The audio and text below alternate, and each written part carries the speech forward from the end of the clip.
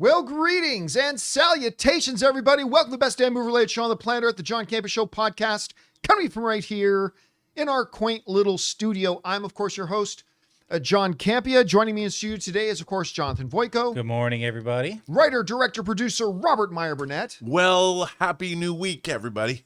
And, of course, most importantly, you guys are here. Thank you so much for being here, making our little show part of your day. And here's how today's show is going to go.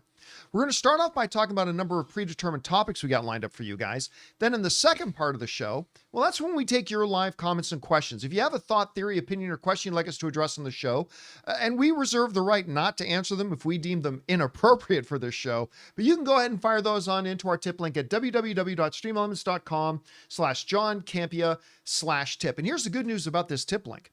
It's actually good 24 hours a day, 7 days a week. So if you happen to be listening to this show on a podcast feed, either on Spotify or Apple Podcasts or your favorite podcasting app of choice, or if you're watching this show a little bit later in the day, you can still send in a question anytime 24 hours, and we'll just get around to answering your question on the next episode if you happen to send it in when we're not live. All right, guys. With that down, let's get things going here with this, shall we?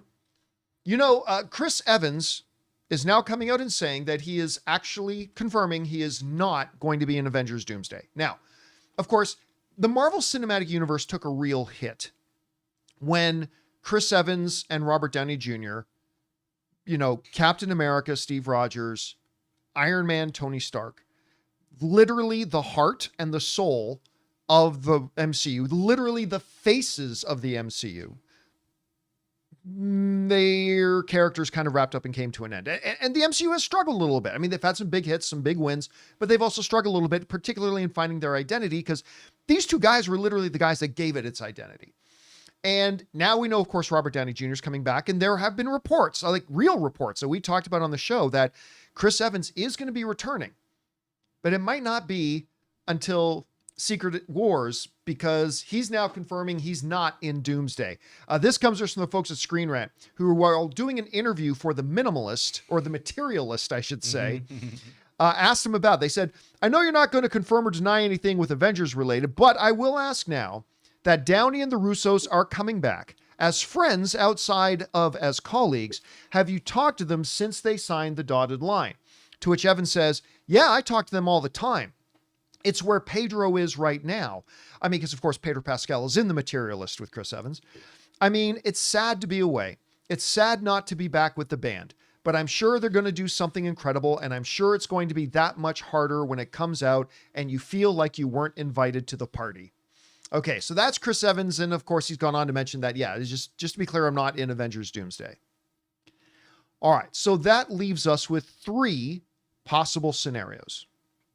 Scenario number 1, he's lying. For the record, I don't think he's lying. It kind of makes sense that maybe he wouldn't be in this way. But anyway, that is one option, that he is lying.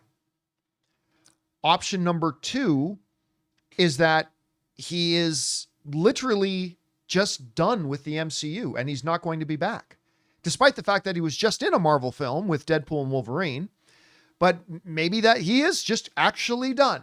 So option number 1, he's lying about not being in Doomsday. Option number 2, he's actually out. Option number 3 is the one that I think is most likely here, which is, sure, he's not in Doomsday, but he'll be in Secret Wars. I do believe, because it was one of the major trades that kind of broke that he was going to be signing on to come back, although I don't think they specified it was going to be Doomsday. So, Rob, 2 different things.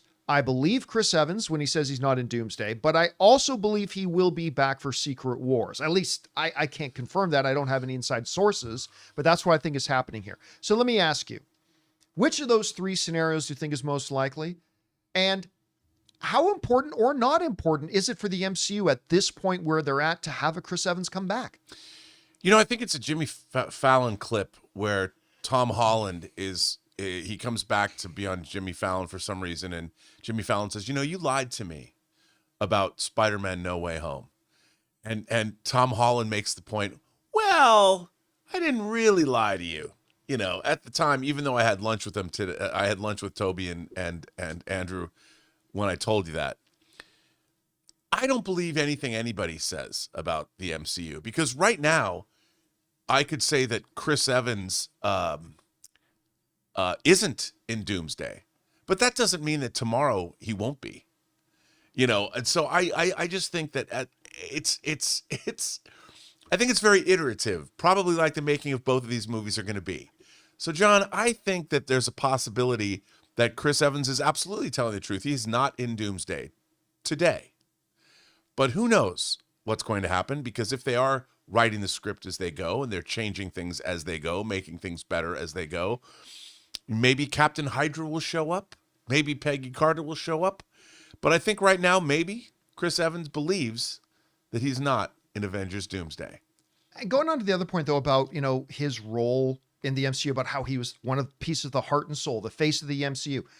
Good move to bring him back right now, or maybe a better move just to say, hey, we've moved on, leave it there. Like, what's the key here for that? Here's the thing that's kind of bothered me about phases 4, 5, and 6. One of the things that I thought that was really interesting was at the end of Endgame, you had Old Man Steve there, and they never told us what happened to Old Man Steve. Somebody mentioned he's on the moon or something. I mean, why haven't we seen Old Man Steve again? Steve Rogers is still in the MCU, right? Or did he use the stones to go back to Peggy Carter to live his life out unless she passed away already? I mean, he's there as Old Man Steve. And, you'd think that they could... Old Man Steve has invaluable insight that he jumped through time to the modern age, that went back in time and saw the entire modern age develop and caught up with where he was supposed to be. So he could be an interesting character as Old Man Steve. And I'm surprised that they've never... how do you not have Old Man Steve in Brave New World?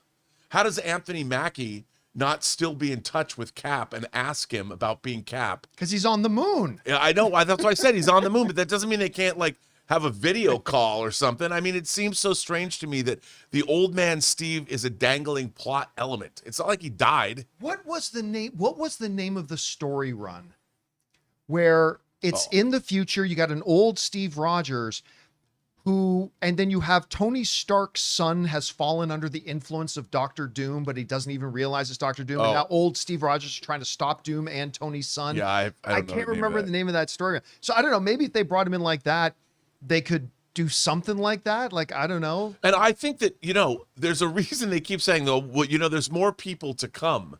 There's more chairs to come. Maybe they haven't they know he's going to come, but they haven't approached him yet. What's he going to say? I mean, the less potential leaks they have, the better. They know he has a movie coming out with Pedro Pascal. We're not going to have you being Captain America when we know you're going to be asked about this. No way. So they'll bring him in, later. All right, guys, question is for you. What do you think about this? Chris Evans is saying he's definitively not in Avengers Doomsday. I tend to believe him, but I still expect to see him in Secret Wars. What do you think it is? Do you think he's going to be in one, the other, neither, both? Whatever you guys think, jump down to the comment section below and let us know your thoughts. All right, guys. With that down, let's move on to this, shall we? A brand new Ironheart trailer has just dropped for the upcoming Disney Plus series. Now, I admit that I was really intrigued by the whole I'm over everybody in the MCU has to be Iron Man now, right? The Dora Milaje have Iron Man suits. Freaking Spider-Man has an Iron Man suit. Iron Man obviously has an Iron Man suit. Everybody's got the battle suit. And then we got into Black Panther Wakanda Forever. Riri Williams literally has an Iron Man suit. And I'm kind of over that. But the Riri Williams character is a really interesting one. I thought they could do some really cool things with her. And then I saw Wakanda Forever. And I didn't like the movie overall. I didn't think it was terrible, but I didn't like the movie overall. But I really didn't like how they handled Riri at all. We knew she had a series coming, and watching her in Wakanda Forever actually lessened my interest in the series. It was the same thing that happened with Echo. I was super intrigued they were going to do Echo. And then I saw Echo in Hawkeye, and it lessened my interest for the Echo series. And the same kind of things happened here. Then the first trailer came out. I didn't think the first trailer was very good. But now a second trailer has come, and it's terrible. It's terrible. I mean, this looked less like a Marvel series and more like a rejected Weird Science sequel idea. Except, what's her name? Kelly Brock? Kelly LeBrock, Kelly LeBrock popping up at the end. former Mrs. Steven Seagal. Whoever Which is her like avatar's how? name is going to be. Pop up. Hey, everybody. I was just expecting Michael Hall to walk in. Michael C. Hall to walk in. That would have been great. And Robert Downey Jr. I mean, that's right. It's There connected. we go. Boom. Weird Science is connected. He was actually a young Tony Stark in Yep. Weird Science. There you go. I cracked the code. And then, like, somehow she's pulling Doctor Strange stuff, and she's going to utilize witchcraft to infuse her battle armor. And listen, I have seen a number of things where I hated the trailers, and then I'm like, oh my God, that was great. And I'm going to sit here and hope that's the case with Ironheart. I am. But I just got to call it as I see it. As excited as I was about the character initially, I don't think they've done the character any favors here, and I just don't think this looks very good. Anyway, Rob, you had a chance to see the second trailer. What did you think? Well, I thought the cinematography, I liked the way it looked. Yeah. You know, Great job. I thought it had a slick look to it, but to me, again, it seemed, you know what? It's kind of like, it seems like this show is too far, if this makes any sense, too far removed from the MCU, because I felt Riri Williams was kind of forced into Wakanda Forever. It felt something like Wakanda's interesting enough, you know, And they had enough going on that movie, especially with Talocan and Namor the and Falcon Empire and all that. And I felt like it was kind of a half-baked idea. I mean, I understand why the impulse of incorporating her into the storyline is I think a good one. But then again, like you said, it's mysticism. So we've got now Doctor Strange's powers along with the Iron Man. It just seems too much to me. And I'm like, is this the direction we want to go in? Although I will say this, I like the cast. You know, I like how they look. I mean, they seem like I have no complaints about how any of the performances look so think- far. The performances just- look like they'll be good. Yeah, it just seems like it's removed. It's to me, it felt way removed from where the MCU is going. It feels like it's almost like too little, too late, or this is something we should have seen 2 phases ago. I mean, I don't know who this is for necessarily, but like you said, it could be good. Listen, there have been, I feel like almost every month there's something that comes out where I thought it looked terrible, and I'm going, wow, actually that was pretty good. And hopefully that will be the case here. Look, Hopefully I'm still somebody who thinks bringing in the TVA to the MCU was a mistake. So what does that say about me? Well, anyway, guys, the question is for you.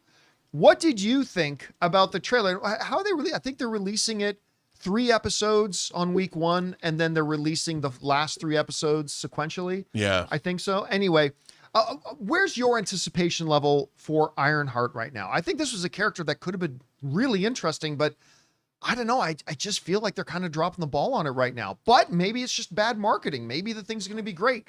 What are you expecting? Whatever you guys think, jump down into the comment section below and let us know your thoughts. All right, guys. With that down, let's move on to this, shall we?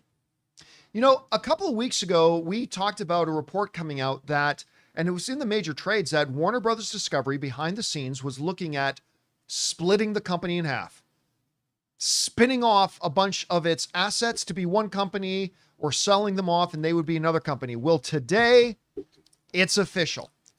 Warner Brothers Discovery is splitting the company in half. And it's going to make Warner Brothers look like, well, what we kind of think of Warner Brothers. Right. When we think about Warner Brothers, that's what this new thing's going to look like. Anyway, Vulture breaks it down like this. It says this. It'll break down like this. David Zaslav will lead as CEO of a new so-called streaming and studios company made up of Warner Brothers Television, Warner Brothers Motion Picture Group, DC Studios, HBO, and HBO Max, including its international sports offering. Warner Brothers Games, Warner Brothers Tours, Retail and Experiences Business, and production facilities in Burbank and Levinson. Okay, so that's going to be one company. The other company, the current CFO of WBD, Gunnar Weidenfels, I think, will lead a new quote-unquote global networks company that will include WBD's sports and news television brands like CNN, TNT, Sports, and the US and Discovery, European free-to-air channels across Europe, and digital operations like Bleacher Report and the Discovery Plus streamer. The split will be a tax-free transaction, and both streaming and studios and global networks, placeholder names, we have assumed, will live on as publicly traded entities. So they are literally creating a separate company altogether. So one is going to be Warner Brothers. It's going to be DC, Warner Brothers Pictures, Warner Brothers Television, the facilities.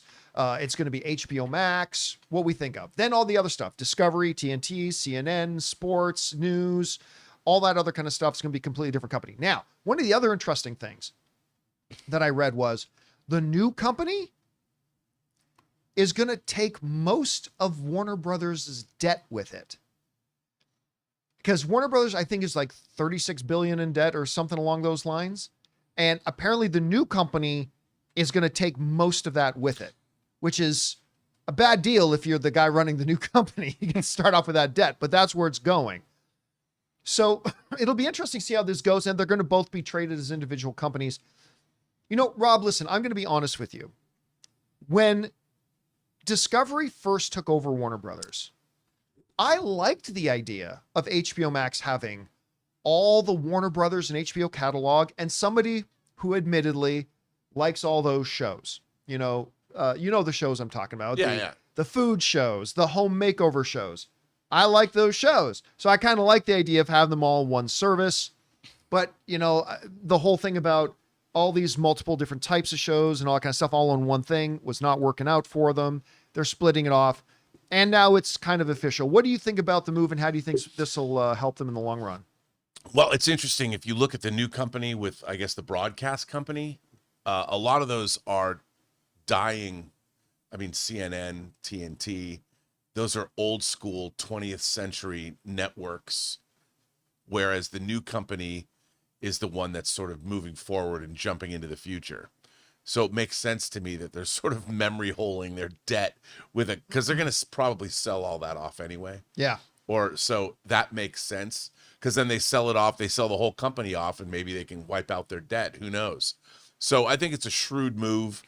I don't really understand all the machinations behind taxes and debt. And I mean, I understand what debt means, but I think it's a really smart move because look, Warner Brothers, if we look at what the studio is doing, at least now, they've got a Gollum movie coming. You know, they've got Superman, the DC universe is They've happening. just had a big string of hits. And they've got Superman coming out in July. They got Weapons coming out in August. Lanterns coming. And by the way, they've started, I don't know if you saw this piece of viral marketing for Weapons.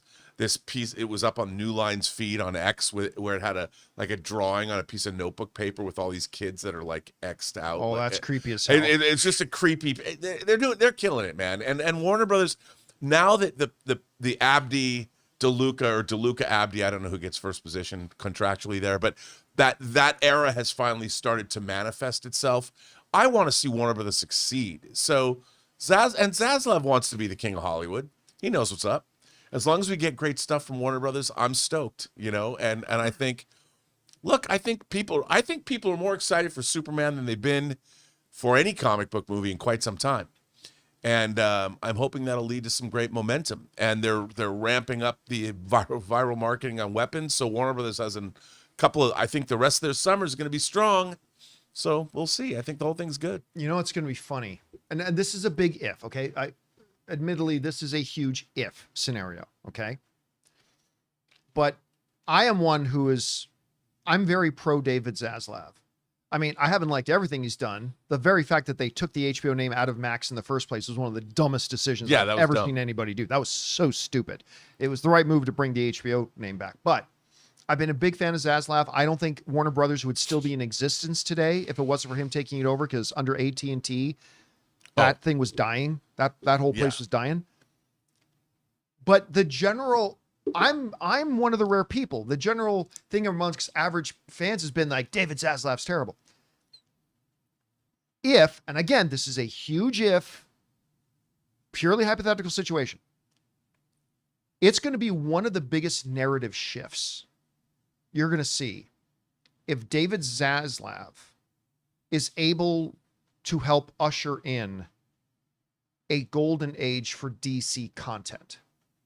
If under Zaslav's overall emperorship of WB and James Gunn and Peter Safran, if Superman comes out and the critics love it and the audiences love it and it makes money, you're going to see such a dynamic. And then 3 years from now, if you actually have a thriving, successful DC franchise on screens, you're going to see a massive narrative shift, I think. I think all of a sudden people are going to be looking at Zaslav and all that kind of stuff very, very differently. Well, and also if the Abdi DeLuca era in teaming up with talented filmmakers, I mean, Craig Perry, who is a guy that shepherded the Final Destination franchise for a long time. After 14 years, they've completely revitalized that franchise. They've got at least 2 more movies in that franchise if they're great.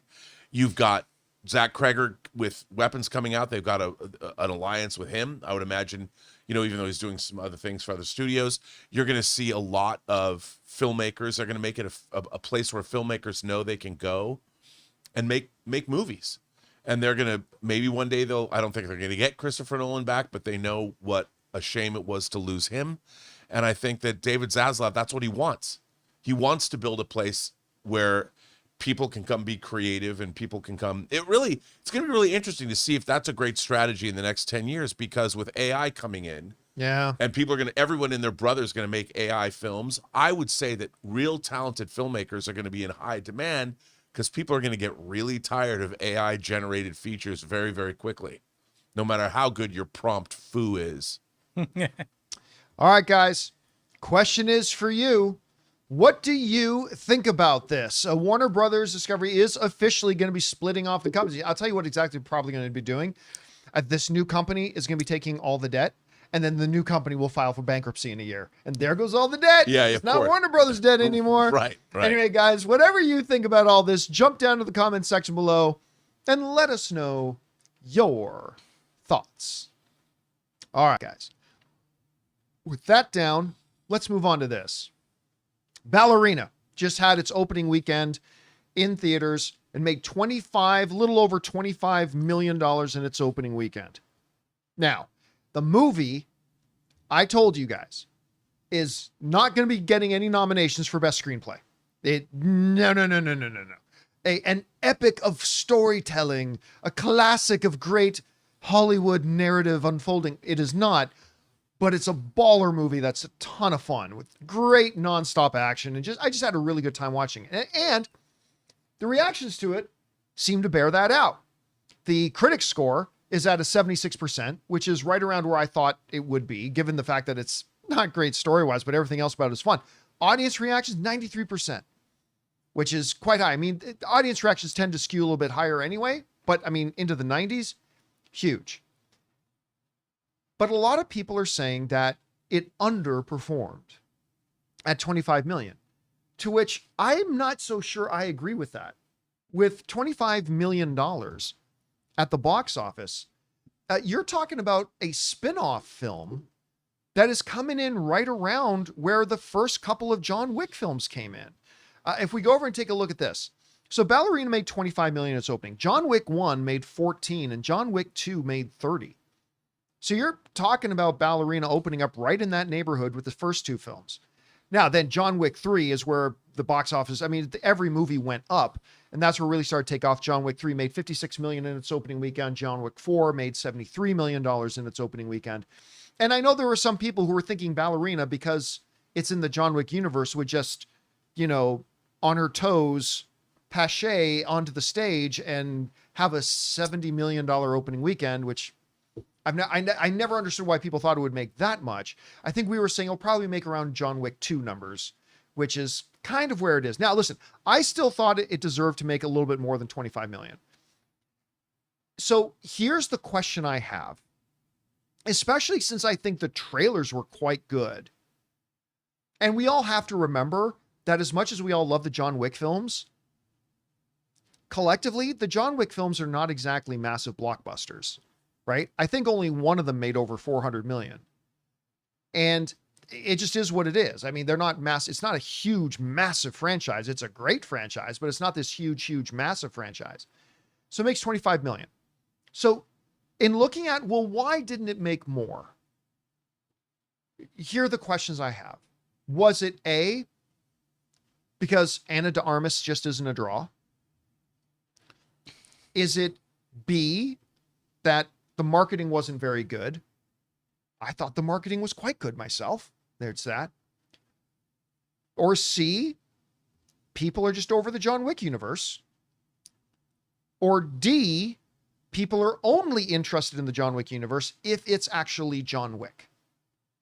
I mean, granted, it was also a spin-off, so that hurts. You know, it reminds me a little bit of Furiosa. Furiosa, which was a really good movie. Yep. But it was a spin-off focusing on the non-main character, but also a franchise that, contrary to popular belief, guys, Mad Max Fury Road did not make that much money. It just didn't. Everybody thinks of Mad Max Fury Road and they think it was like $1 billion film. It was not. But it also had the added little detractor of, they also did a cast switch, putting Anya Taylor-Joy in it because it was a much younger character. Ballerina's kind of like that. Spin-off of a beloved kind of franchise. Little bit of a prequel, because it's certainly a prequel to John Wick 4.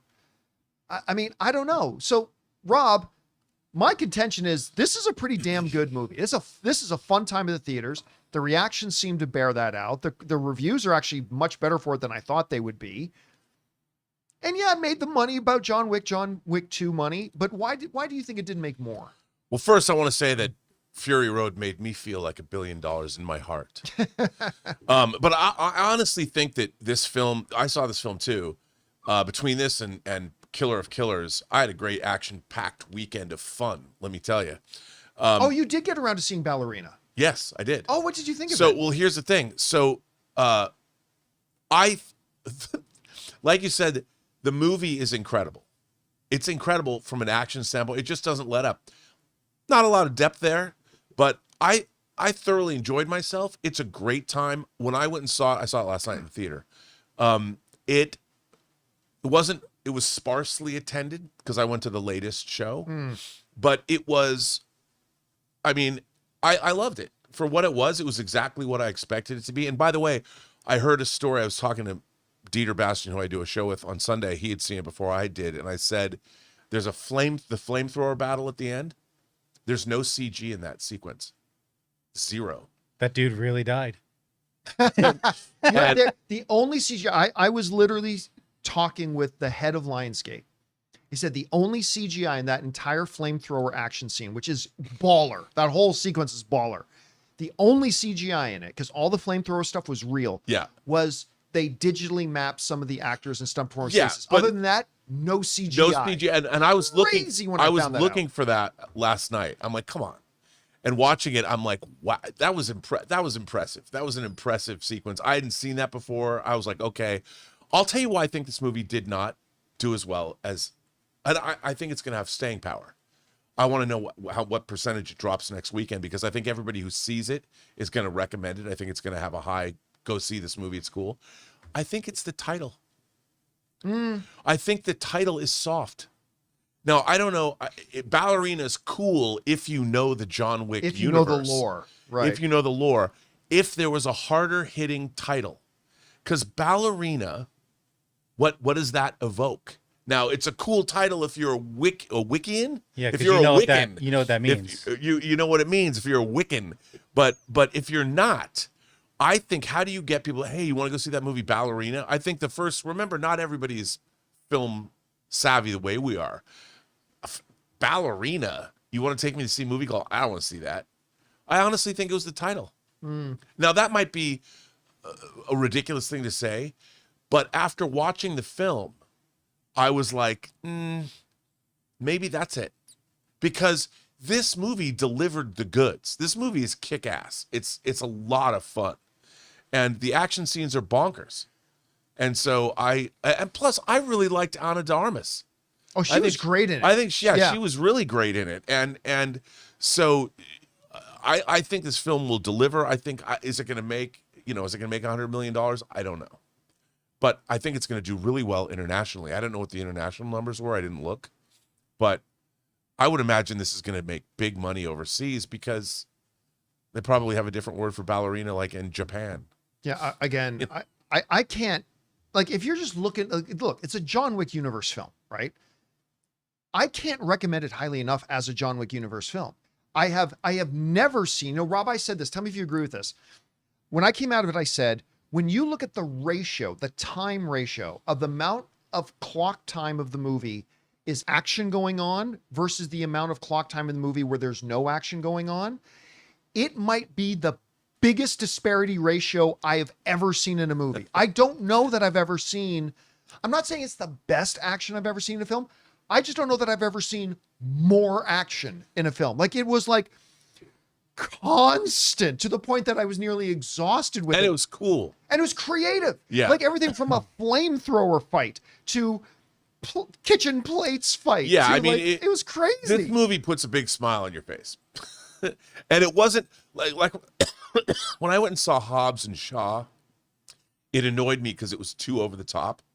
This I didn't feel was too over the top. It had some ridiculous scenes that I'd never seen before, but I felt that they stayed in their lane, which made it much more fun to watch. I was like, You know I'm what I out. loved about it too? Here's one thing, and I might have mentioned this before, I'm not sure, but one of the things that I loved about it was that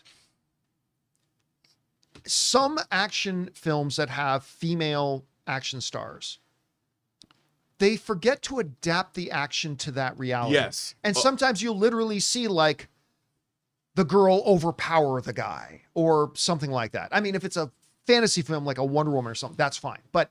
And they made a point in this movie. It's a plot point. It's a plot point in the movie. And they even, it's not spoiling anything because they show a clip of this in the trailer where she's going through her combat training and they make a point.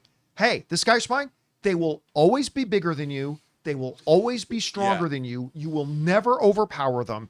So you have to change the rules of engagement. You got to, and then from there, every action sequence that happens, when she's fighting another woman, one thing, but when she's fighting like guys, that holds true. You specifically see that they went through the painstaking choreography to show how a girl her size, if she's going to win a fight against that guy, like whoever the guy is in front of her, this is what she would have to do to win that fight.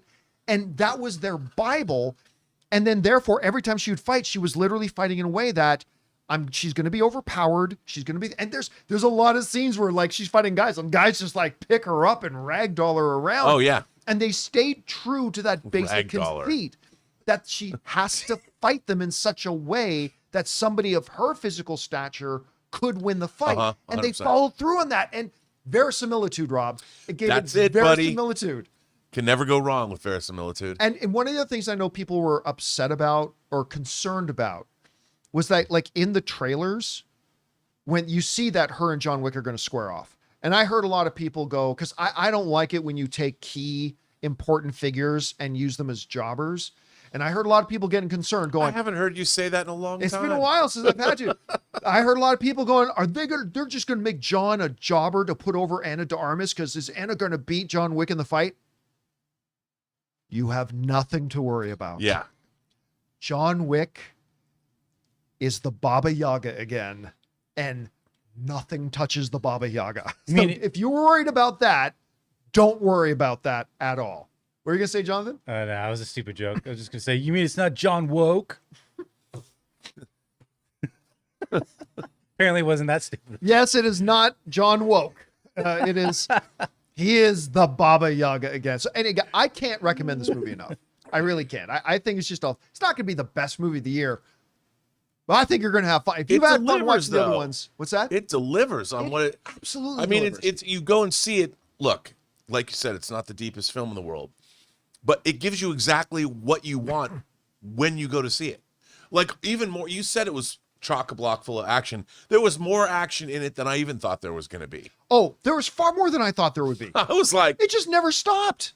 Yeah, sounds like the Raid in a little way, just in terms of the you know what? In terms of the pacing. Sense, I'm not going to say Ballerina's as good as the Raid, but in terms of nothing pacing, is as but good as in the that Raid. sense, yeah, it's just once it puts its foot to the floor, it never takes its foot off, and with a very satisfying conclusion. Like the end point, my whole theater erupted in laughter when it Yeah. happened. Like it was, Yeah. oh guys, just go see it. Just go see Ballerina. Anyway, what do you guys think? Did you have a chance to see Ballerina? And why do you think? I mean, again, it made right in the neighborhood of what John Wick 1 and John Wick 2 did. It is a spin-off. It is a different lead character, but could it have made more? And if so, what do you think prevented it from making more? Whatever you guys think, jump down to the comment section below and leave your thoughts there. All right, guys. That down. Let's move on to this, shall we? You know, in March, had a big day coming in March of, I believe, 2027. Yeah. Where we were going to get Godzilla X Kong Supernova opening on the same day as the live action Zelda movie. Now, I am somebody who believes that multiple big movies can open on the same day, provided there's enough of a difference between the target demographic. And a live action Zelda and a Godzilla X Kong movie, I think there's a lot of overlap there. So it wasn't with tremendous shock that it has been officially announced today by Sony and Nintendo that the Zelda movie has officially been delayed by 6 weeks. Not too much time. And the reason they're giving is complete bullcrap. Anyway, the folks over at comicbook.com wrote this. The live action movie based on Nintendo's Zelda franchise has been officially hit with a delay. Thankfully, it doesn't seem to be a significant one, at least not at this point. Instead, Nintendo confirmed in a post on Twitter that the movie has been pushed back by 6 weeks, not 6 months. A new release date of May 7th, 2027 has now been announced. Given the short delay time, it's possible that this was merely a scheduling issue, but Zelda creator Miyamoto says that the extra time will be dedicated to work on the film's quality and helping it to live up to the standard of the series. So basically, the Zelda creator is saying, oh, we delayed it so we can use the time to make the movie even better. Shut up. You don't move a movie that's coming out in 2 years by 6 weeks. 6 weeks isn't even enough to do a little color correction. That's nonsense. If they had moved this movie by 6 months, maybe they are like, you know what? We thought this method was going to work and it's not. We're going to need another 6 months to get this movie. Maybe 6 weeks. Bullcrap. I will tell you why they moved this movie, Rob. Because they didn't want to open on the same day as Godzilla X Kong Supernova. And I don't blame them. One of them needed to move. They're just going after the same demographic. And by moving by just 6 weeks, if you really wanted to fly with the excuse, oh, we just wanted more time to make the movie extra good. 6 weeks, 2 years out. Sorry, you would have moved it by 4 months. You would have moved it by whatever. And I don't know why they're coming up with this BS story. There's nothing wrong with saying, hey, you know what? We just feel that Godzilla X Kong looks like it's going to be a lot of fun. We think our movie's going to be really good, but we recognize that, you know what? We're going after kind of a lot of the same demographic. It'd be best in both of our interests if we separate it out by a couple weeks, and they moved it 6 weeks. You're not losing face. There's nothing wrong with that. That makes a lot of sense. That's good business prowess, Rob. So I don't know. Maybe I'm just being overly cynical, but I think this line they're giving, oh, we just needed the extra time to make the movie great. The movie's 2 years away. Give me a break. They moved it because they didn't want to open on the same day as Kong, and I don't think there's anything wrong with that. Anyway, what do you think about this? I think they're scared of aliens. I think that it's called Supernova for a reason, dude. They're going to bring the controller from Planet X in. There's going to be flying saucers all over the Earth. That's where there should be. That's what I want. There's no other way. There's no other place for those people to go. Forget the cursed Earth. Forget the center of the Earth. Space. That's why it's called Supernova. They're going to want Godzilla, Invasion of the Astro Monsters, one of my favorite Godzilla films. They're going to bring that back. Hey, the controller was in Godzilla Final Wars. It's time. And that's what they're afraid of. Fantasy opposed to science fiction. But see, Aliens, John. I don't think it would have been any problem. Look, I would have no doubt in the world that Sony, and it's Warner Brothers behind Godzilla X Kong, right? Yeah. If Sony and Warner Brothers simply got on the phone and say, hey, look, like we're both going off the same demographic, I wouldn't be surprised at all if they flipped a coin and one of them moved. I just don't see anything wrong with saying, hey, you know what? We decided to budget. And by the way, May 7th is a better release date than March. It is better. But it could be a Japanese thing. You could have had the Prime Minister of Japan going, we love Zelda and we love Godzilla. But I'm on family vacation on this week. Yeah, you're Move it to going to May. need to move off that date. No, but I think that moving Zelda into May, it's a way better date. I mean, Kong. The thing about the Godzilla, the MonsterVerse films, is they now have staked out their territory. Yes, and they've been doing well. You move away from a known quantity. So I think May. All you have to do is we're moving it deeper into the summer movie season. Yeah, I mean, I don't think there's a problem. As a matter of fact, I think it's a good thing for both movies. It's 100. Listen, I think you're there's catering nobody to the same audience. There is nobody happier about this than the people behind Godzilla X Kong. They're thrilled. They love this because now they've got their own date. Zelda's got their own date. And I'll tell you what, I am unapologetically extremely excited about, well, obviously Godzilla X Kong, but also about this new live action Zelda. And I know there's still some debate going on about whether they made the right decision to go live action instead of animated. I am 100% behind the decision. I remember we would talk when there was rumors going around that they were going to announce a Zelda movie, and we would discuss, should they do it live action? Should they do it animated? I was 100%. They should absolutely do it live action. This could be epic. This could look glorious. This could be visually spectacular. Yeah. I just think it's the right thing to do. If you wanted to make it more of a comedy sort of thing like Mario Brothers, then yeah, do it animated. But I think the potential here to do something great and enchanting and really transportive. Yes. I mean, it depends if they have that vision and they got the creator of the game involved. So, we saw how that worked. The creator of One Piece working on the live action. I mean, there's a Japanese sensibility that makes these things what they are in the first place that we don't have in the West. I'm always talking about a sense of whimsy, a sense of there's a quality that we just don't have. And the fact that you're retaining these creators when these things are brought into the West is the smartest thing in the world. That's why they need to bring the controller. They need to bring aliens into Godzilla. Still with the aliens. Come on, if they're not the Mysterians, they've got to be. I mean, the Godzilla franchise has a long tradition of aliens. Yeah, they do. Not the North High American Sierra ones, has but... aliens. Come on. All right, guys. Question is for you. Zelda has been delayed by 6 weeks. Sony's and Nintendo is claiming it's because they needed more time to work on the film. I've never heard of a film being delayed by 6 weeks because they needed more time to work on it. They moved it because them and Godzilla and Kong didn't want to open on the same date. And I don't think there's anything wrong with that. Are you looking forward to the movie? I know I certainly am. Whatever you guys think, jump down to the comment section below and let us know your thoughts. All right, guys. With that down, let's move on to this, shall we? One of the movies that is coming out that I admit, when I first heard they were making it, I went, why are you making this? Who cares? But the more and more I see of it, the more and more I'm buying in. Brad Pitt's F1. Now, it's still not coming out for a little bit, but they feel so confident in this thing, they're already starting to screen it for some critics. And the reactions are through the roof. The article reads this: Warner Brothers and Apple are feeling bullish on Joseph Kosinski's F1.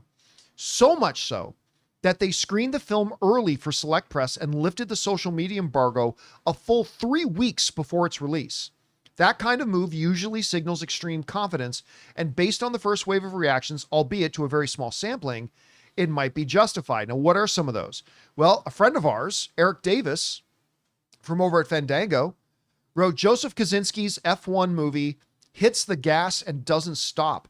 The races are epic. The sound design, editing, cinematography, performances, and music are all top-notch. You definitely feel shades of Top Gun Maverick, and of course, Joseph Kosinski directed Top Gun Maverick, so that makes sense. In that, it plays like an old-school summer blockbuster. What a ride. Clayton Davis wrote, F1 the movie is the Jerry and Joe show. Bruckheimer and Kosinski really do make audacious entertainment together.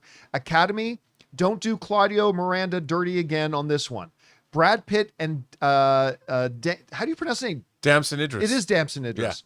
Yeah. Shine. I said Damson once and somebody corrected me. Anyway, Damson Idris shine brightest when sharing the screen. Race to see this one in IMAX.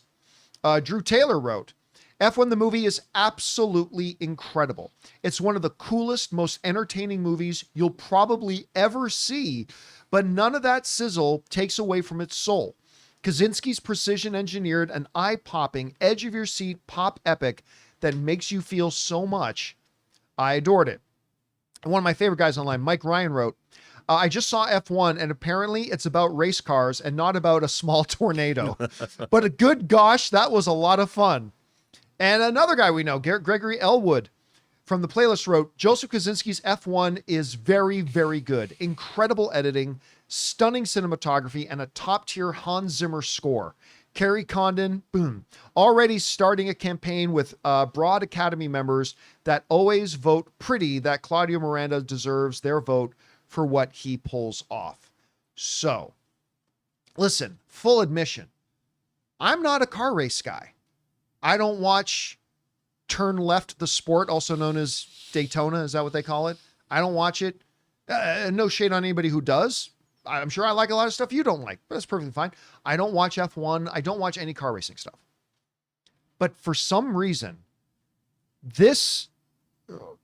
Dude, when we heard Kaczynski was doing it, then we watched the trailer. It's like, God, this feels like Top Gun Maverick. This feels like only maybe even more intense. And I got to admit, too, the F1 coming to Vegas, that's kind of peaked. When I saw how many people flooded to Las Vegas to go see the F1 races there, and what a cultural phenomenon it was, that opened my eyes to it a little bit, too.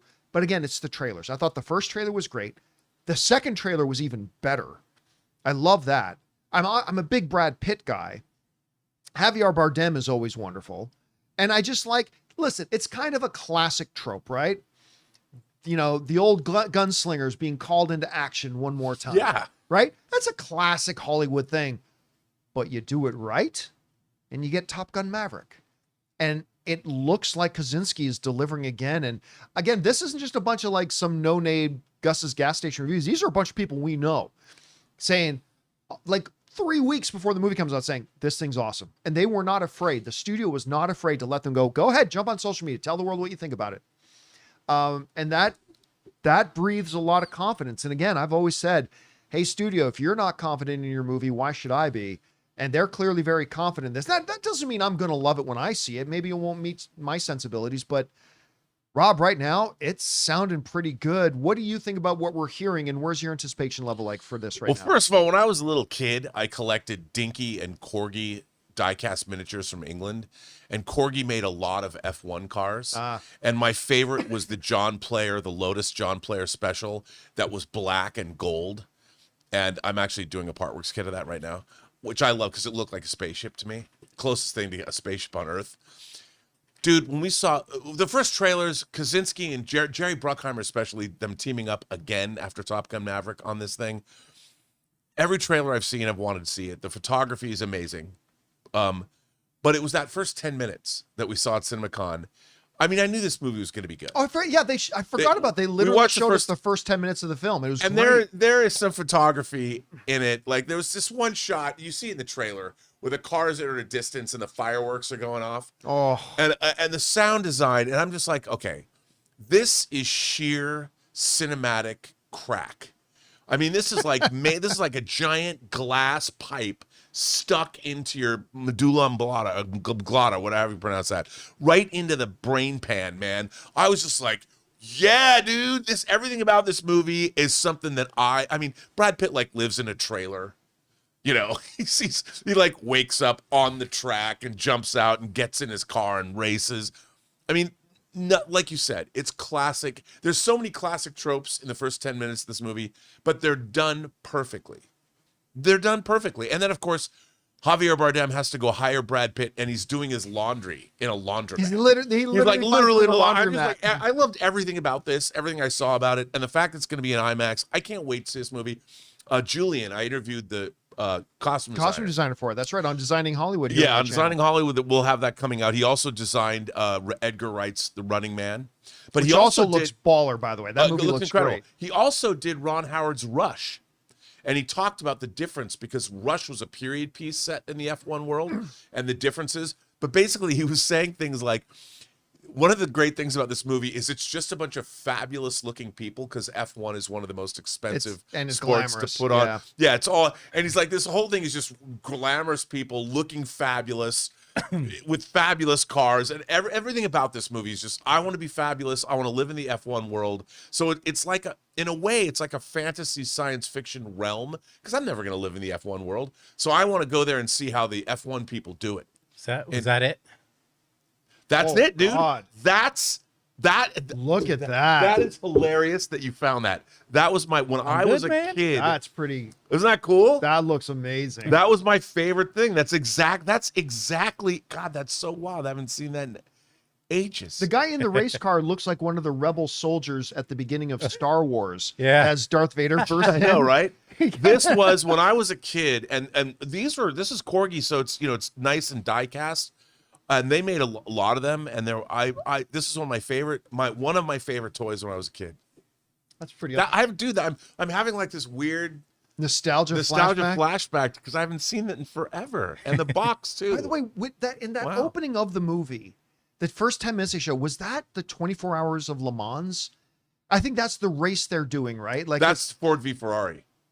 But wasn't that also here because wasn't he? Yeah. Because Brad Pitt was literally sleeping in his van. Yes, it was. They woke him up. It's like time for your shift. It was 20. Yes, and he goes. So that's like the movie starts with that. Yeah, and I'll tell you, there's two other vintage race movies. There's Le Mans and there's Grand Prix. Those are two different films that also were groundbreaking in their photography. But this is so far beyond. I can't wait to see this movie. As somebody who's not really big into the car racing stuff, I've liked a lot of the movies that have come out recently. Like, for instance, the Chris Hemsworth one, Rush. Yeah, that Ron Howard directed. That I absolutely loved. And then Ford v Ferrari, I thought was wonderful as well. And hopefully this will follow up. And you know what? Even that damn video game one. What was the video game one that just came out? Need for Speed? No. Just like 2 years ago. Gran Turismo. Gran Turismo. Yeah. That was good. I think Neil Blomkamp. Neil Blomkamp directed that. He did. Even that, I thought this is a throwaway trash movie. And then I went in, I'm like, this is actually a pretty good little movie. Yeah, it's not bad. I mean, it's not as good as Rush or Ford v Ferrari, but that was pretty good too. Pretty good. So maybe F1 can follow up on that. Anyway, guys, question is for you. What do you think about this? The studio's not hiding this movie. They're getting out in front of it. They're saying, hey, yeah, go. Put out your social media reactions. Tell the world what you think about this. We are confident in this movie. Doesn't mean we're going to like it, but I think it looks pretty damn good so far. Are you excited about it? If so, why? If not, why not? Whatever you guys think, jump down to the comments section below and let us know your thoughts. All right, guys. With that down, it's time for us to move on to the most important part of our show, which is, of course, taking your live comments and questions. But before we do, we're going to take this chance to let Rob get out of here. Rob, thank you so much. Great job as always, my friend. I'll see you tomorrow. That was fun. And now I'm just stoked about F1 even more, John. And now you're going to go look up that car again, aren't you? I know. I'm going to see if I can find one on eBay. Now, guys, we are going to get to your questions. But before we do, we're going to take a quick second to thank one of the sponsors of today's episode of the John Campea Show podcast, our friends at Stitch Fix. We want to take a second to thank a sponsor of today's video, Stitch Fix. Guys, you know I love movies, but you also know I have absolutely no fashion sense, and I absolutely hate shopping for my clothes. But thankfully, I have found a better way. Stitch Fix online personal styling makes it easy. With Stitch Fix, I get a stylist who understands my style, size, and budget, and they do all the shopping for me. Because look, shopping and figuring out style can be overwhelming, especially for somebody like me. When it comes to getting dressed, I don't even know where to start, to be honest. That's why I love having a Stitch Fix stylist. They really know what works for me. I get pieces that make me look great, and it's a real confidence boost. You just give your stylist your size, style, and budget preferences. You get to order boxes when you want and how you want, no subscription required. They send you personalized pieces, and the fit is always on point. No stores, no crowds, no stress. Just personalized looks that you will love. So guys, make style easy. Get started today at stitchfix.com/Campea. That's stitchfix.com/Campea. And thank you to our friends at Stitch Fix for sponsoring today's episode of the John Campea Show podcast. All right, guys, with that down, let's get on to your questions here, shall we? Now, we didn't have a show on Friday because I was in Las Vegas for the World Series of Poker, and I was going to do the show remotely, but the Airbnb I stayed in, I put up a graphic of this in our community tab, was terrible. We couldn't get any upload speed at all, so we didn't do a show on Friday. So we got to get caught up here. So Jonathan, what do we got up first? Jai CC says, nearly at the 3rd birthday of the greatest video on YouTube ever. Aaron Cummings watching that clip from The Boys. That was a fun day. So Aaron had not seen that one thing where the one guy had the shrinking powers and sneezes, climbed into the tip of another dude's pillar, and then accidentally. And we showed that, Chris Carr and I showed that to Aaron, and like her reaction was absolute gold. That was one of the best things we've ever done. That was awesome. All right, what's next? Anonymous says, I know none of these would happen, but which is more likely to happen? And what would you rather see? A Marvel special presentation of Human Torch and Spider-Man, Werewolf by Night, and Ghost Rider, Young Avengers mini movie. Not the Young Avengers, either A or B. Well, you're not okay. Again, let's not even talk about even the remote notion that they would relegate Spider-Man to a special presentation thing. Yeah. So like that's Werewolf by Night. I think it would be so fun to watch those two. Human Torch and well, I mean, I'm looking forward to seeing this Human Torch first. Like I want to see his yeah, but I'm saying Ghost Rider and Werewolf by Night. Oh, Ghost Rider and Werewolf by Night. That would be really fun. Yeah, I mean, I still have my doubt that they're going to do Ghost Rider at all. Yeah. But again, no insider information. That's just me guessing. But yeah, I'd probably go for that one. That's the one I think makes the most sense to me. All right, what's next? Garden Variety says, at an 8 p.m. showing of Ballerina outside of Boston at an AMC 16, and only 3 times theaters available, and half the seats unsold 15 minutes prior. It had a $25 million opening. I mean, again, which some directors would kill to have a movie open with $25 million of an opening weekend. So, and again, it came in right around where John Wick 1 and 2 came around, but some people were kind of hoping for it. And it's a movie that deserves more. It's great. It's a really, if you understand you're going into a John Wick universe movie and you enjoy the John Wick universe, this movie's great. You're going to have a lot of fun with it. All right, what's next? We got David who says, hey, John and crew, theory time. In all Avengers posters, the letter A for Avengers has a half circle or a full circle.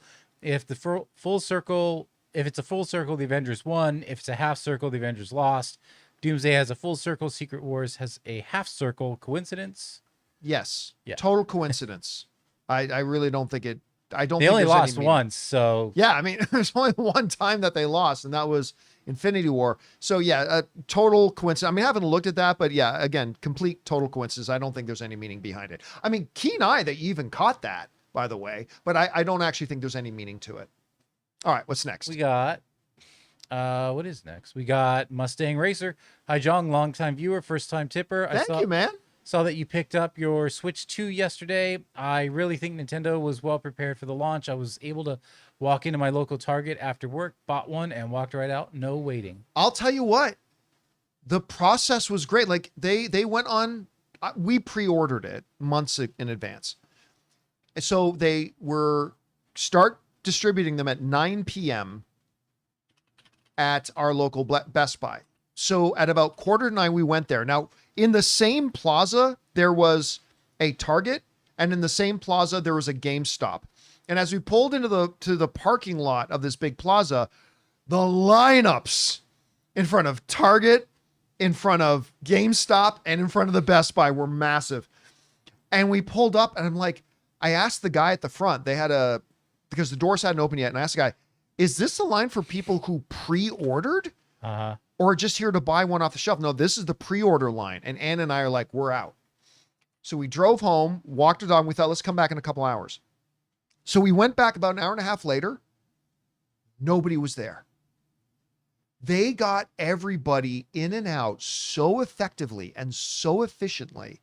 And they were stocked to the tits, man. Like a lot of these times they have limited stock and they create this thing. It's like, oh, like everything was off the shelf.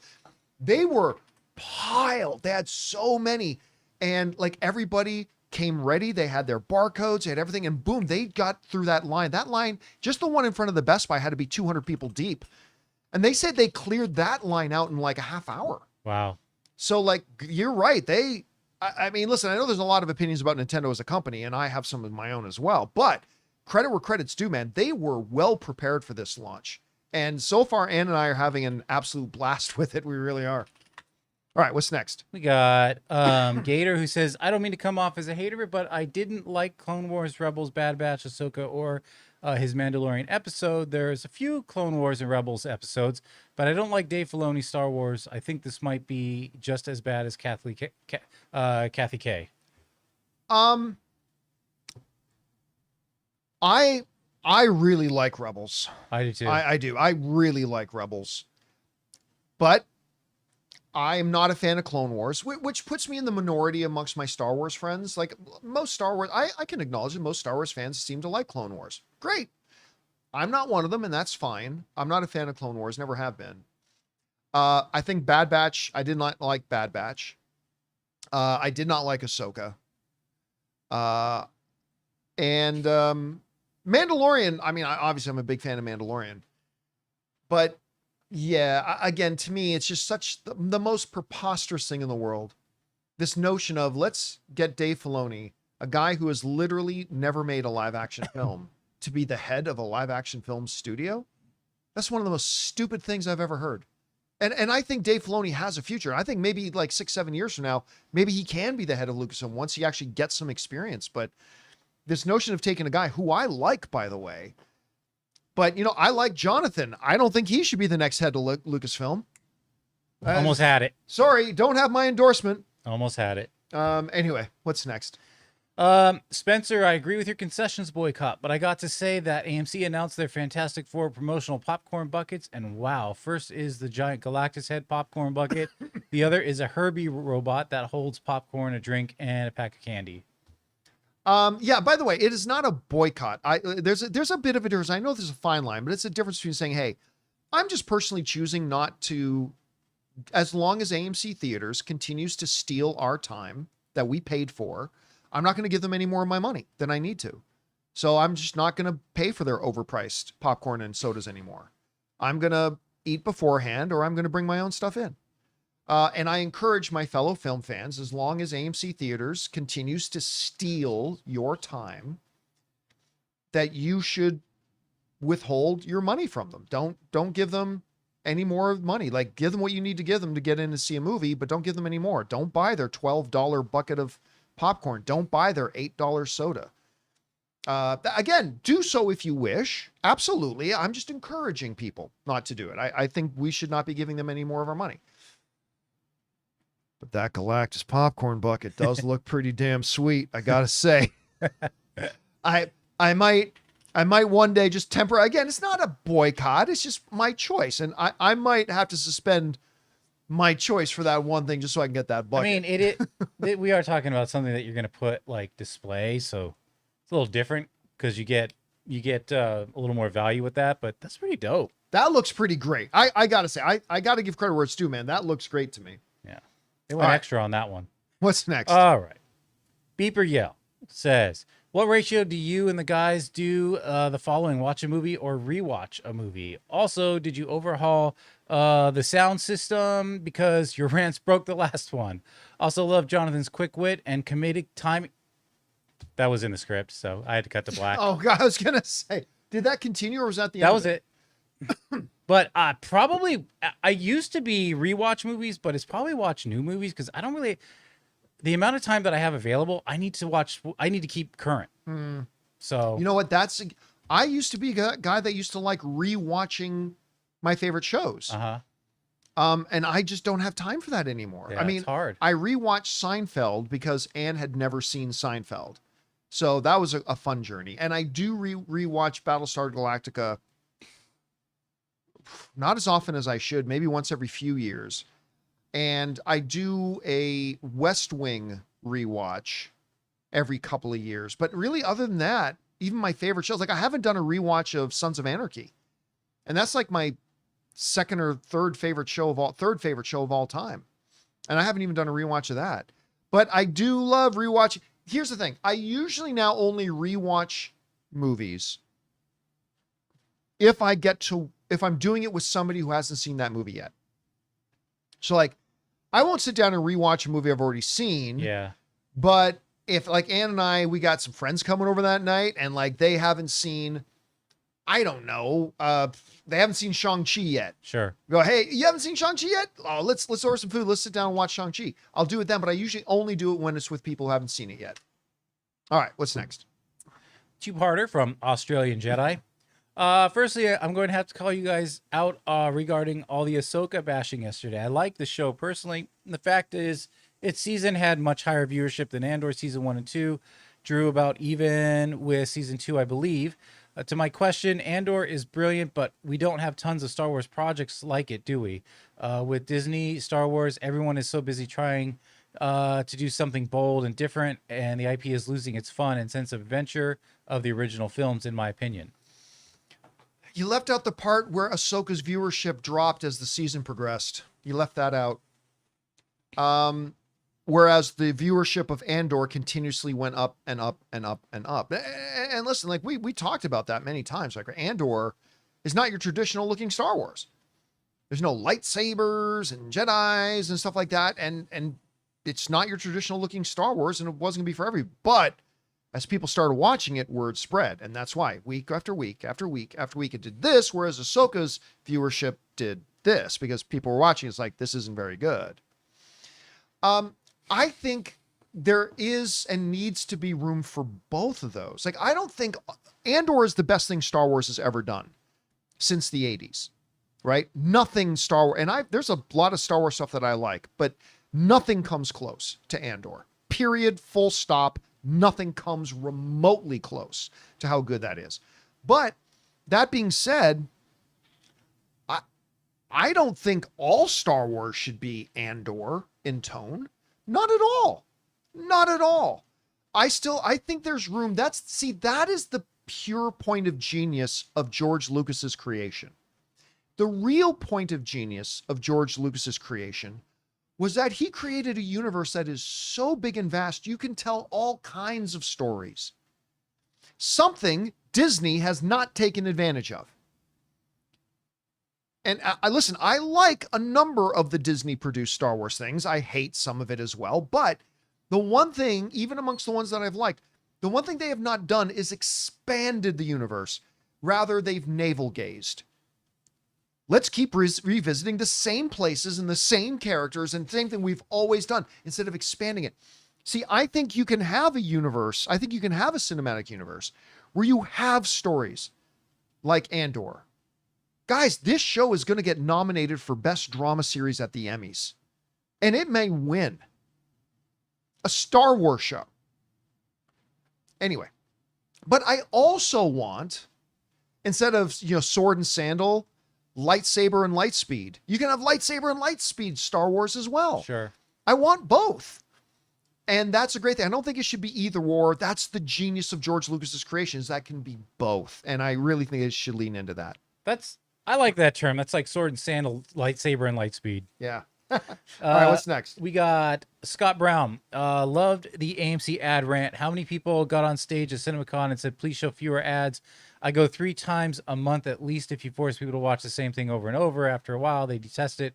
Like the Kidman ad and stop going. Listen, there are a couple of executive, like number one of the head executive guys at Cinema United, formerly known as NATO. They're the big movie theater owners trade organization.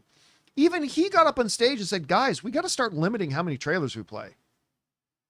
And I think it was Paramount's chief got on stage during the Paramount presentation and said, guys, you got to cut back on the number of trailers. This is one of the studios telling the movie theater owners, you got to cut back on the amount of trailers. Because 2 things he pointed out. Number 1, you're stealing people's time. They didn't pay you to come here and watch commercials. A couple of trailers is great, but a half hour, getting close to a half hour, you are literally just stealing people's time. But he said, secondly, he said, you guys are showing so many trailers, people don't even remember which trailers they watched. That's true. They're playing, by the time you get to the 7th trailer, Yeah. people don't even remember what the other trailers were. Sometimes they forgot what movie they came in to see. Yeah, well, that happens to me all the time. Like after like the 7th, 8th trailer, I'm like, which movie am I here for again? But it's like, they're actually making the trailers less effective by showing so many of them. That's why the great art like cinema in Hollywood always had the 3 trailers and the movie. That was it. Start time hits, you're going to show 3 trailers, then the movie. And that's what they should do. I mean, I get It's tough. it's not rocket science, guys. Yeah, it's tough because I think of it from a leverage point of view too, and it's like, you know, studios can't just say you need to show fewer trailers or whatever. You know, they'll be like, well, this is where you just, you know, you screen your movies, so you can't threaten us with showing fewer. And then it's like, they also can't do the carrot and the stick with theaters and say, hey, we'll give you a larger percentage of a cut if you show fewer trailers because that brings in more people. Because then it's like, well, we're just paying them for something they should be doing anyway. Yeah, it's such an ass backward, horrible thing. Listen, guys, I am the biggest advocate for movie going. Get off your ass and get out of your house. Instead of sitting on the same fucking spot on your sofa that you do every single day, get up, go out and see a movie in a much better environment. Big screen, big sound, big crowd. Nothing beats a movie. That is the best way to watch a movie. I will always advocate for that. But year over year, the movie industry, notice I said the industry, it's not just the theaters alone. Like the studio system has a part to play in this as well. The movie industry is continuously driving more and more people away with higher prices and less of an excellence experience that they're getting for those higher prices, including I paid $20 to come to your movie theater to see a movie, and you goddamn have the gall to show me 30 minutes of commercials when I fucking paid to be here? No good, man. No good. And they wonder, gosh, why are fewer people coming to the cinema? I can't figure it out. It's not rocket science. Guys, I'm an idiot. And if I can figure this out, you should be able to figure this out. Anyway. All right, what's next? We got, where are we? Sorry, we got Blake. Bigger filmmaking miracle that it was good, the Lord of the Rings trilogy or Avengers Infinity War Endgame. I'd have to go Avengers. The fact that those movies are even coherent, let alone as good as they are, seems impossible. It's a miracle. Not even close to Lord of the Rings. Not even close to Lord of the Rings. Because before you got to Infinity War and Endgame, they had set the template, man. Yeah. They had set the template. They had done previous Avengers movies. Now, granted, Infinity War and Endgame stepped it up, but that's all it was. It was a step up in scale and in scope and stuff like that. But it's something they had been building towards for like 15 years. Again, it's still a crazy accomplishment. Crazy accomplishment what they did with Infinity War and Endgame. But The Lord of the Rings, for a long time, was straight up considered unfilmable. Can't do it, man. Especially when you consider when those movies came out. These movies are 20 years old now. 20 years old. And they hold up. I mean, just from a narrative point of view, from a technical point of view, what they were able to do is insane. Mm-hmm. And it didn't have a 15-year buildup. They didn't have 20 films to figure out their methodology and to fine-tune it and tinker with their approach and their strategies and stuff like that. Again, not taking anything away from how ridiculously impressive Infinity War and Endgame was. But if you're talking about which one defied the odds the most, it was The Lord of the Rings. Because not only with all the other things we've already talked about, Lord of the Rings ended up being arguably some of the greatest films in cinematic history. They still hold the Academy Award record for most Academy Award wins. Lord of the Rings, Return of the King. No film has ever won more than 11 Academy Awards in a single year. That's what Lord of the Rings, Return of the King did. So yeah, I would have to say, man, the biggest shock to me, all due respect to Endgame and Infinity War, which were remarkable, but it's got to be Lord of the Rings, I think. All right, what's next? Blake says, while Superman is my most anticipated movie, probably since Force Awakens, the trailer for Fantastic Four has me interested.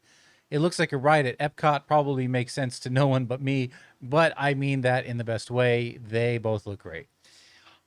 I am very much looking forward to Fantastic Four. And I think the trailers have been good. I think they've been good. But they haven't blown my socks off. Like it just didn't give me the same feeling that I had watching the Superman trailers, right? The Superman promos and stuff like that. Like those, I watch those and I'm like, why can't I go to the theater tonight and watch this? You know? The Fantastic Four trailers have been good. I'm like, you got Matt Shackman making the movie. I have all the faith in the world that it's going to be a good film, and I'm looking forward to it. But I don't think the trailers have been spectacular. You know, I just don't think they've been all that great, like the Superman trailer was.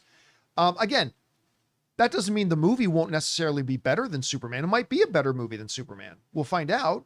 But yeah, the trailers haven't killed it. I mean, again, they've been good. I've liked them, but they haven't exactly, you know, doubled my anticipation for it.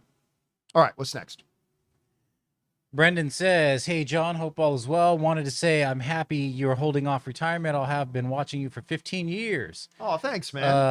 On AMC ads thing, if they make 30 cents per person per ad, I'd rather pay another $1 a ticket to lose 3 ads. Yeah,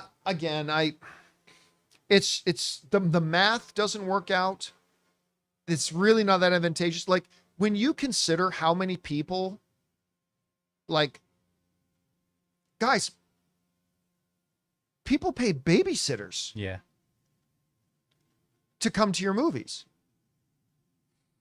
You know, and you're already, I remember, like, even, I can't remember which one it was, but there was one family movie that came out and it's like, you've got a bunch of kids you're trying to keep, you know, corralled and behave themselves watching a 2+ hour movie, and you're adding another half hour to that. Mm-hmm.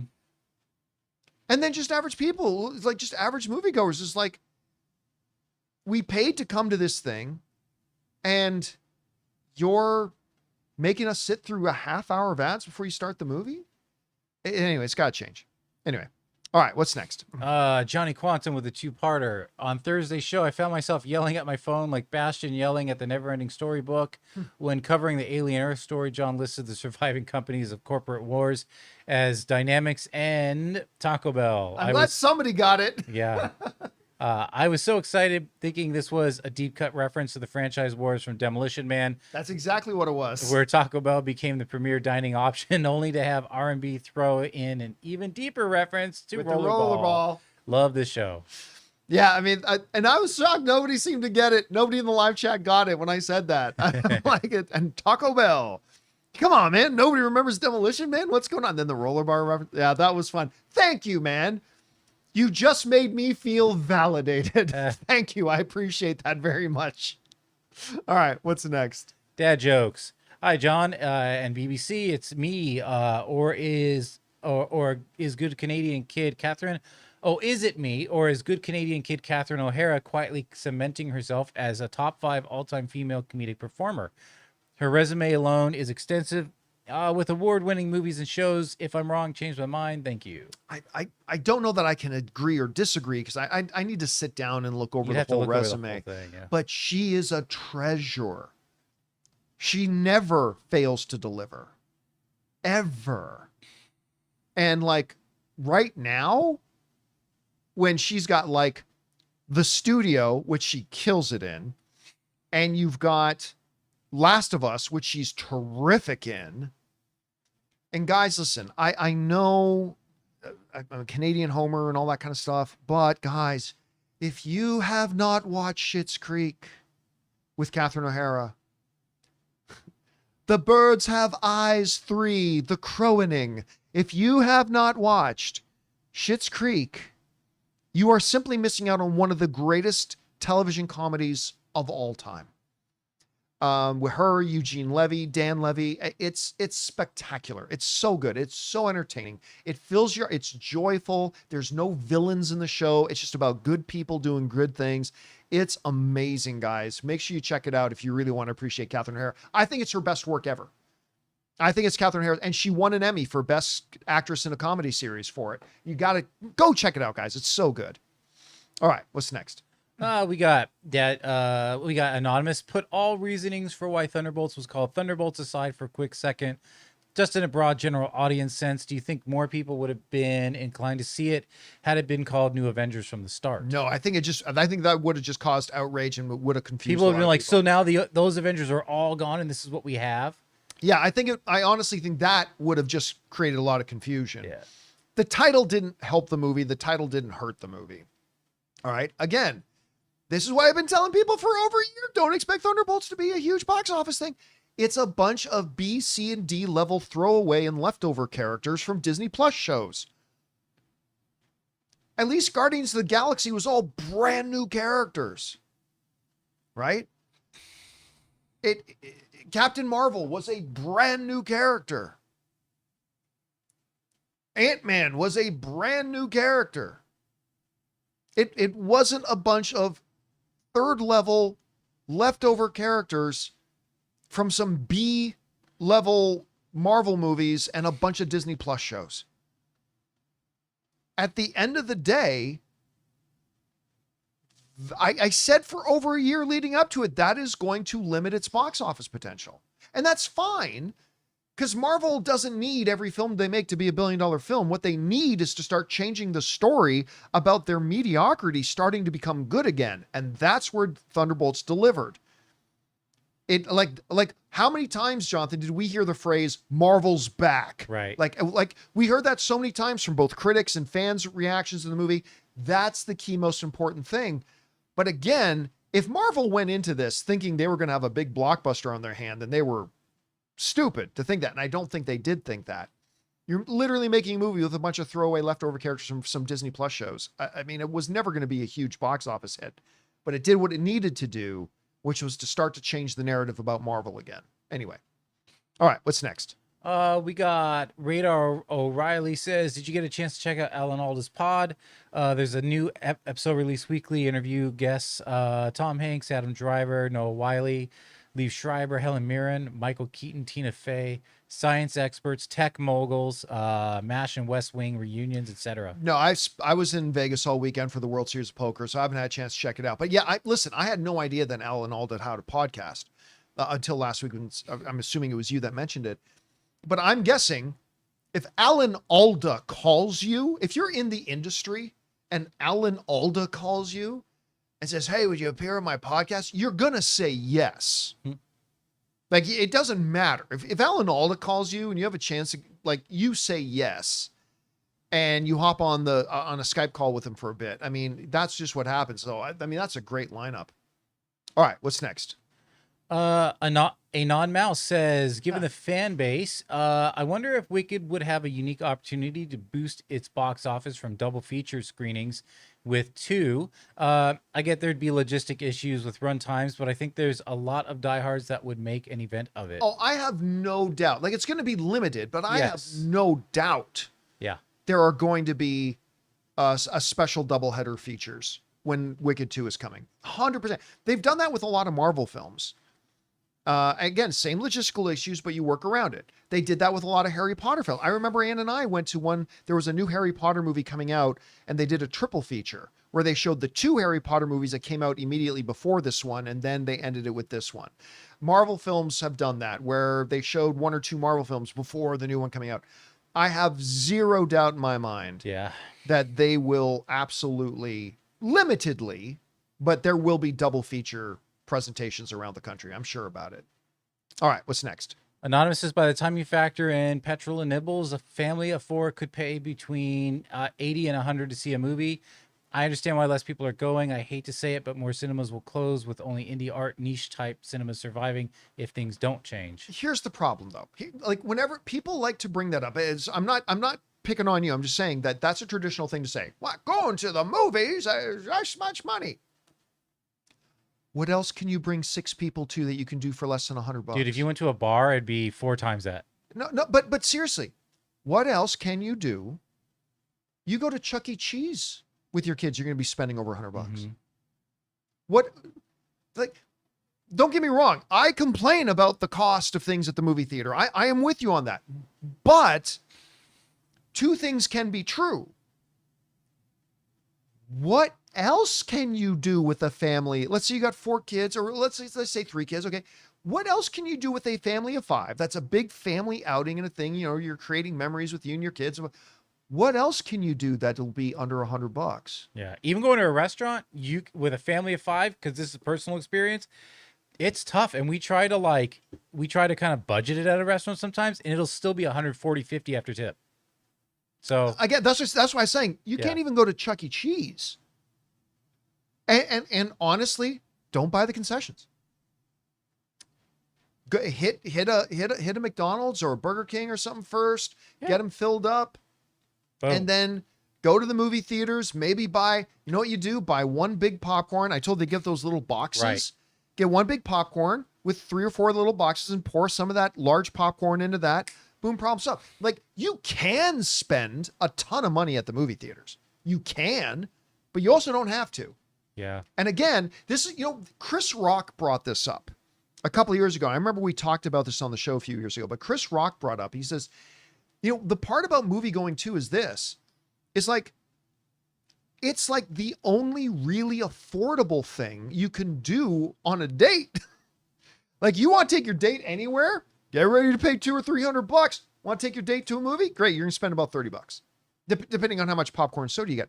Again, I am not disputing the fact that prices have got out of hands at the movie theaters. I'm not disputing that. But again, you're talking about a memory creating, if the movie's good and stuff like that, a memory creating family outing for under $100. Again, I'm just saying, how many things can you go for a walk in the park? Well, yes, absolutely. There's some free things you can do. But if you're talking about creating those types of outings, what else can you take a family of 5 to that's going to cost under $100? I don't think there's much. Anyway. All right. What's next? Dookie Shoes. Hey, y'all. I've read rumors that Marvel may be considering doing Thor 5. I've also read that George Miller is open to direct it. Would you rather have George Miller direct Thor 5 or Kenneth Branagh to bring it back to where we started? I had said before I'd love to see him bookend it.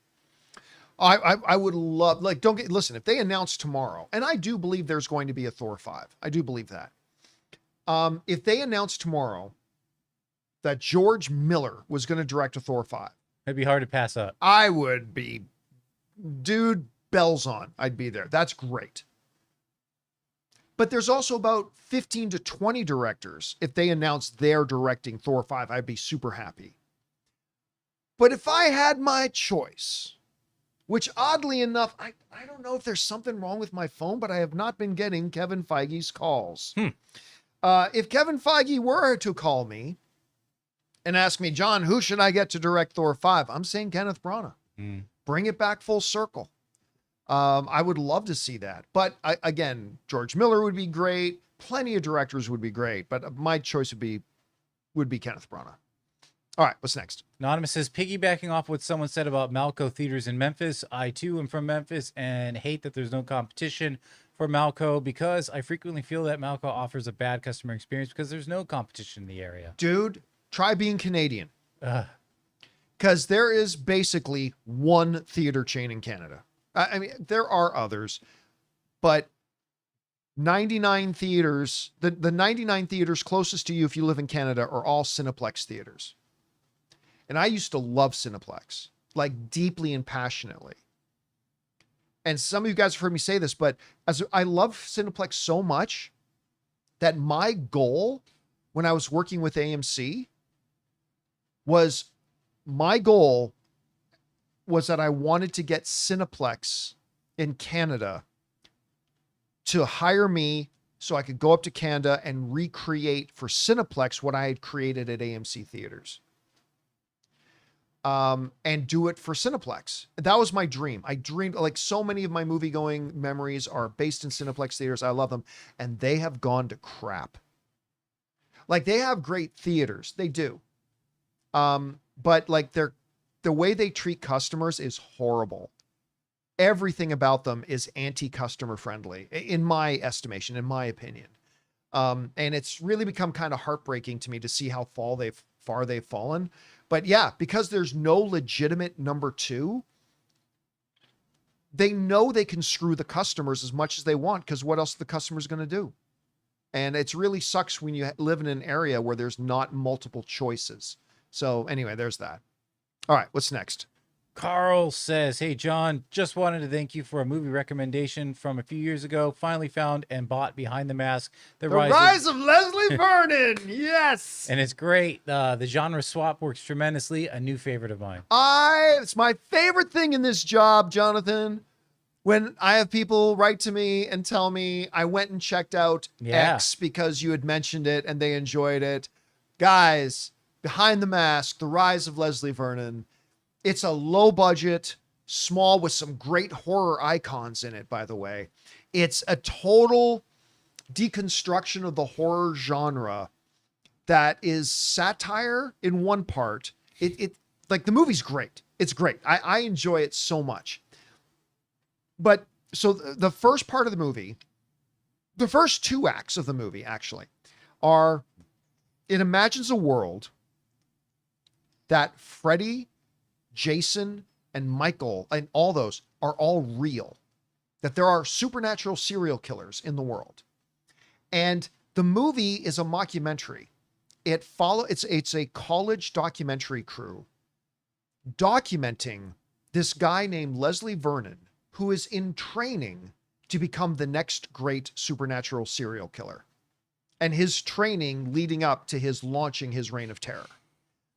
And that's the first two acts of the movie. Mm-hmm. And then the third act of the movie shifts gears and stops being a mockumentary and being shown from the camera's point of view to becoming a legitimate 80s style horror film in the last act. And it's great. I love this movie.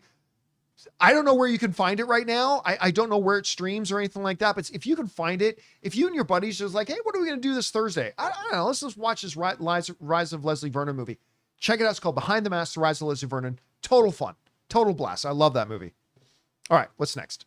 Zane says, could Miles Teller be brought in Avengers, Doomsday, and Secret Wars as the Maker, like the comics, and also his popularity as an actor alongside Pedro?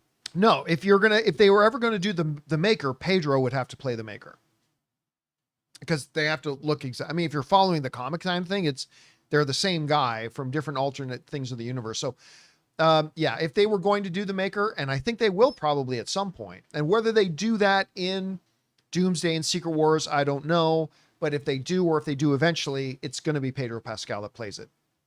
All right, what's next? Anonymous says, John, why is James Gunn developing Supergirl before Wonder Woman? After all, isn't Supergirl a derivative character whose last appearance was in a CW show? We've had Wonder Woman lately.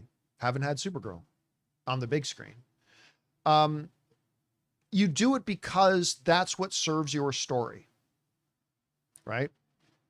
I've always said, like, as filmmakers, characters should not serve the actors, actors serve characters, and characters should serve the story.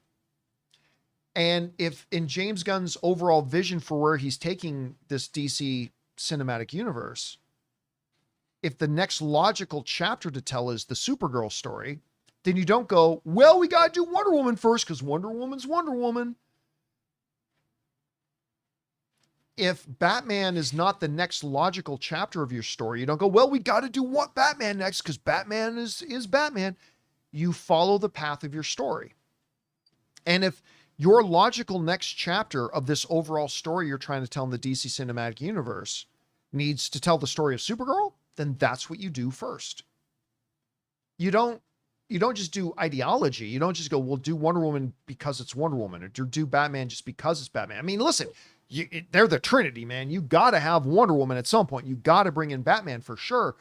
But I mean, we just had 2 Wonder Woman movies in the recent number of years, right? So give it a little bit more, put a little bit more distance between the Gal Gadot Wonder Woman and when you're bringing in the new one, and tell your story. And that seems to make the most sense to me.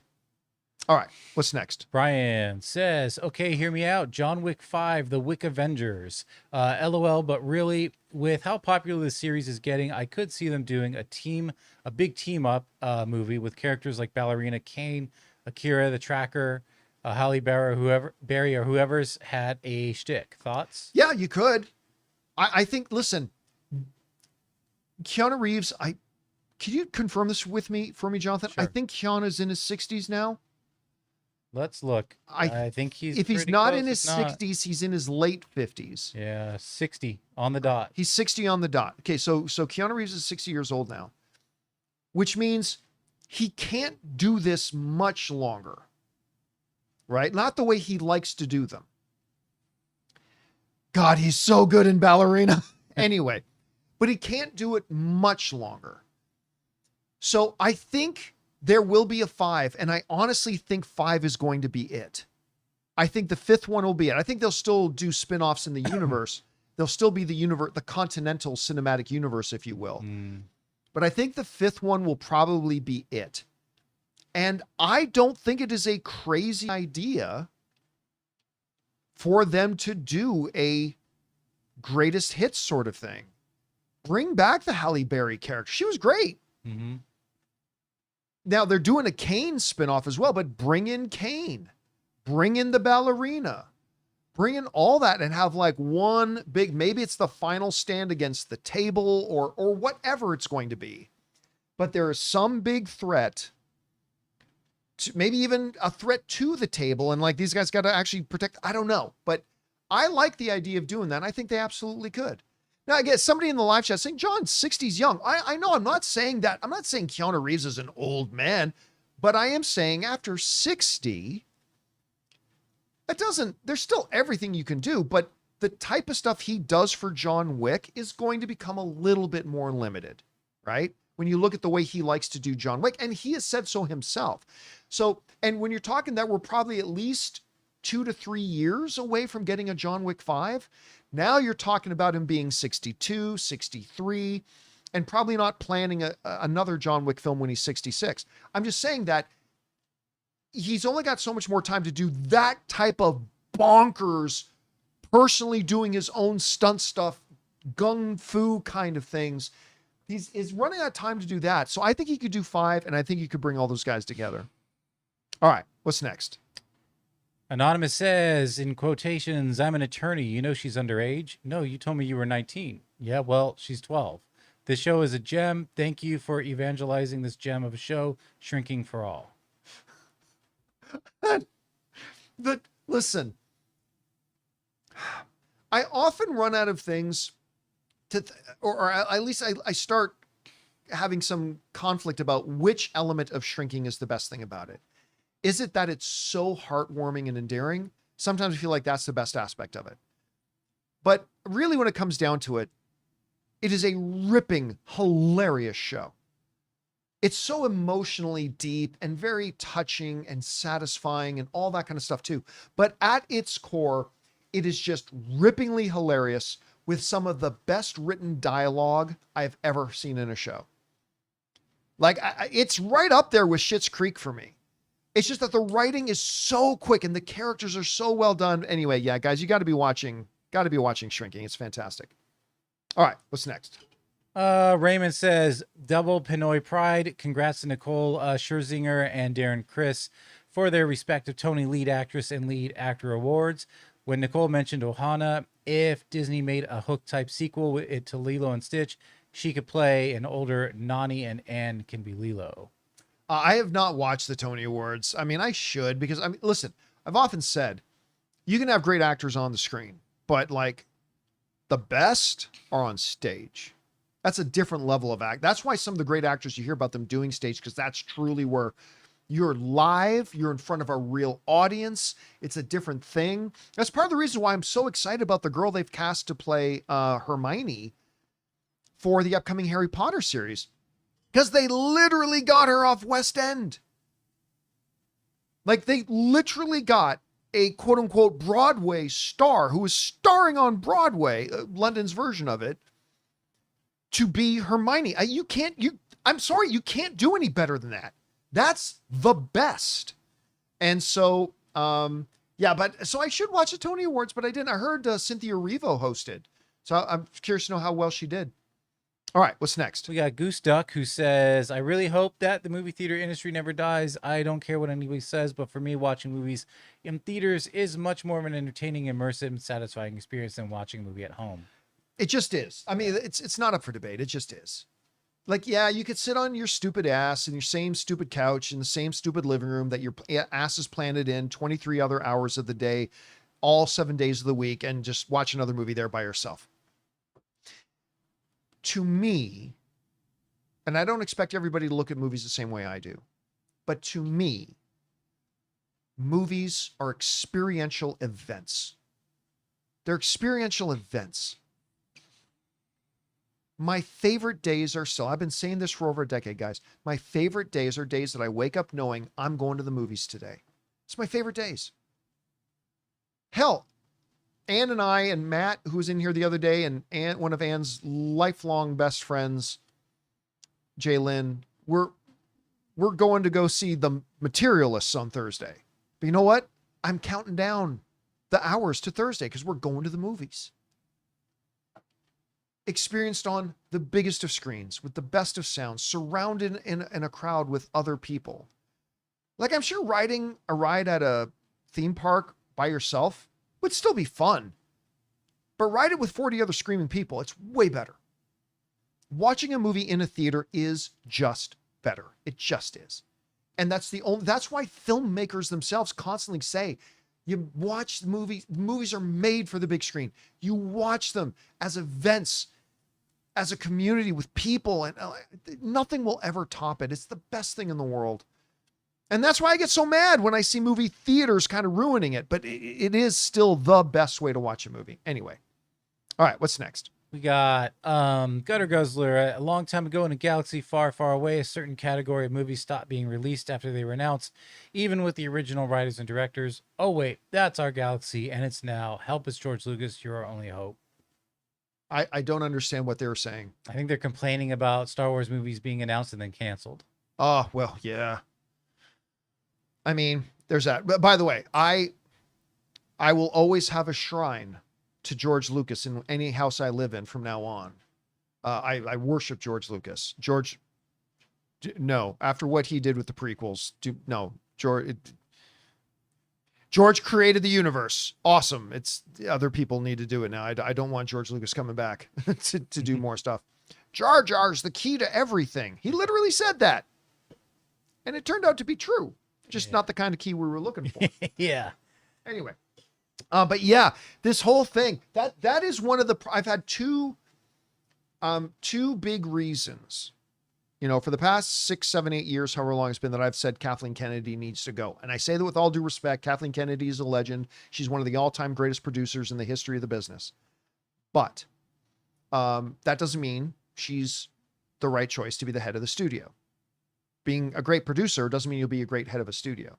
Anyway, the two main problems I've always said are, number one is that she failed to have a plan in place for Star Wars. That was number one. But the other one that is also number one, or number 1A, whatever, is the fact that your primary responsibility is to be on the same page with your creators. That's your primary responsibility as the head of the studio. To be on the same page and to make sure your creators are on the same page with you.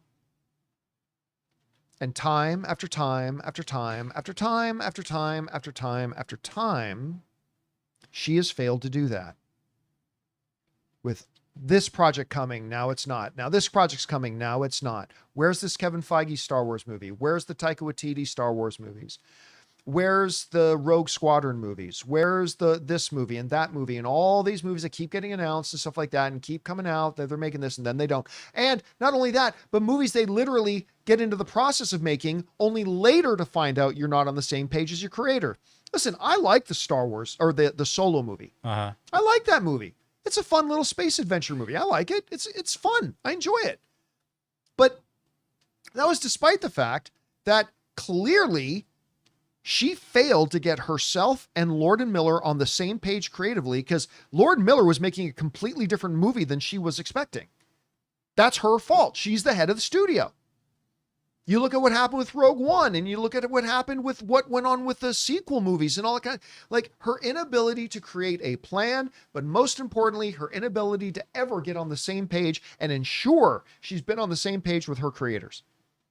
And that is the results of it. And anyway, so, all right, what's next? Palpatine's wife's son. So I guess you're Rey's stepbrother. For movies, I highly anticipate I watch little or none of the trailers and previews to avoid too many spoilers. Same goes with reading. Instead, I look at some pictures. It makes watching the movie more engaging for me, like seeing a puzzle be revealed. That's great. If if you already know that it's a movie you're excited about. But how can you be unless it's a franchise? Right? How can you be? It's literally the trailers. Like, it's like saying, I'm excited for a new computer. Have you looked up the specs? Nope. Do you know anything about the computer? Nope. I'm going to go buy it. Now maybe you can say that with a Mac if you've been using the Mac for a long time. I mean, that's the way I would compare it to being a franchise. Okay, I've already watched all the Harry Potter movies. I know I like Harry Potter movies, so I don't need to see a trailer Harry Potter. I'm an MCU fan. I don't need to watch. I look forward to all the MCU movies. I don't need to see a trailer for the new one to go see it. That's fine too for big franchises. And so yeah, if you're a big Mac guy, you can be excited about the next Mac computer. But in the absence of that, I mean, how legitimately excited can we be about a movie if you don't know anything about the movie? This is just kind of one thing. But so, yeah, there are advantages to doing that if you already know you're a fan of the franchise, for sure.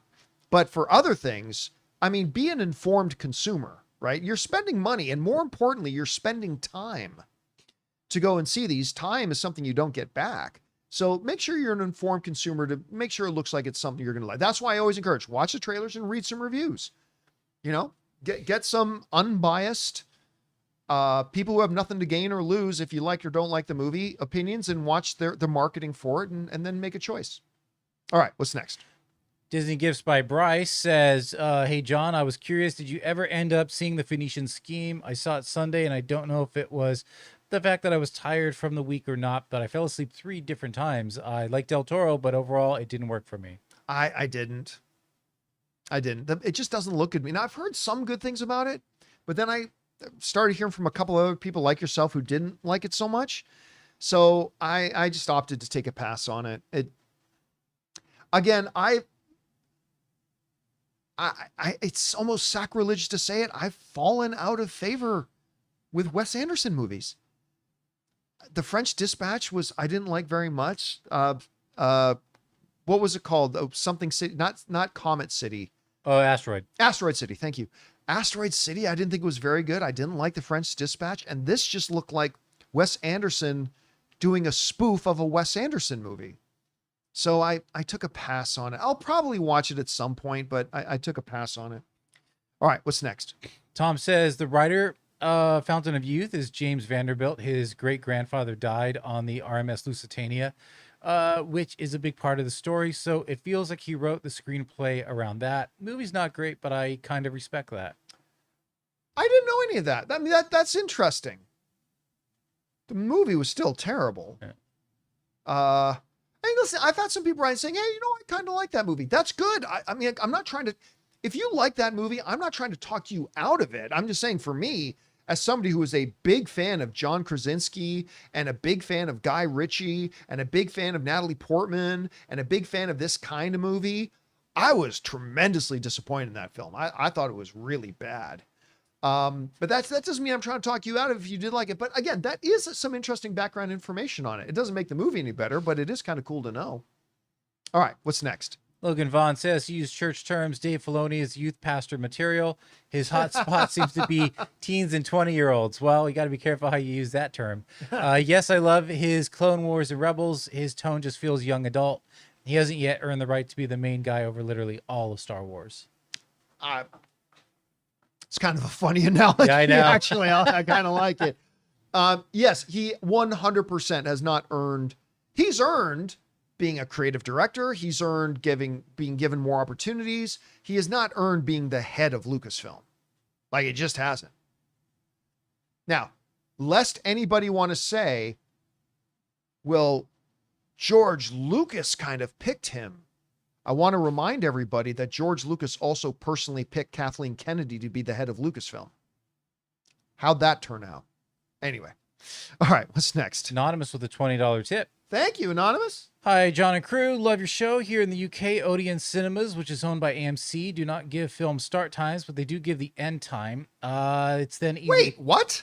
Yeah, and then it's easy to calculate the start time by subtracting the length of the movie. Which is like, that's cool, but why make it a mystery? Wait a minute.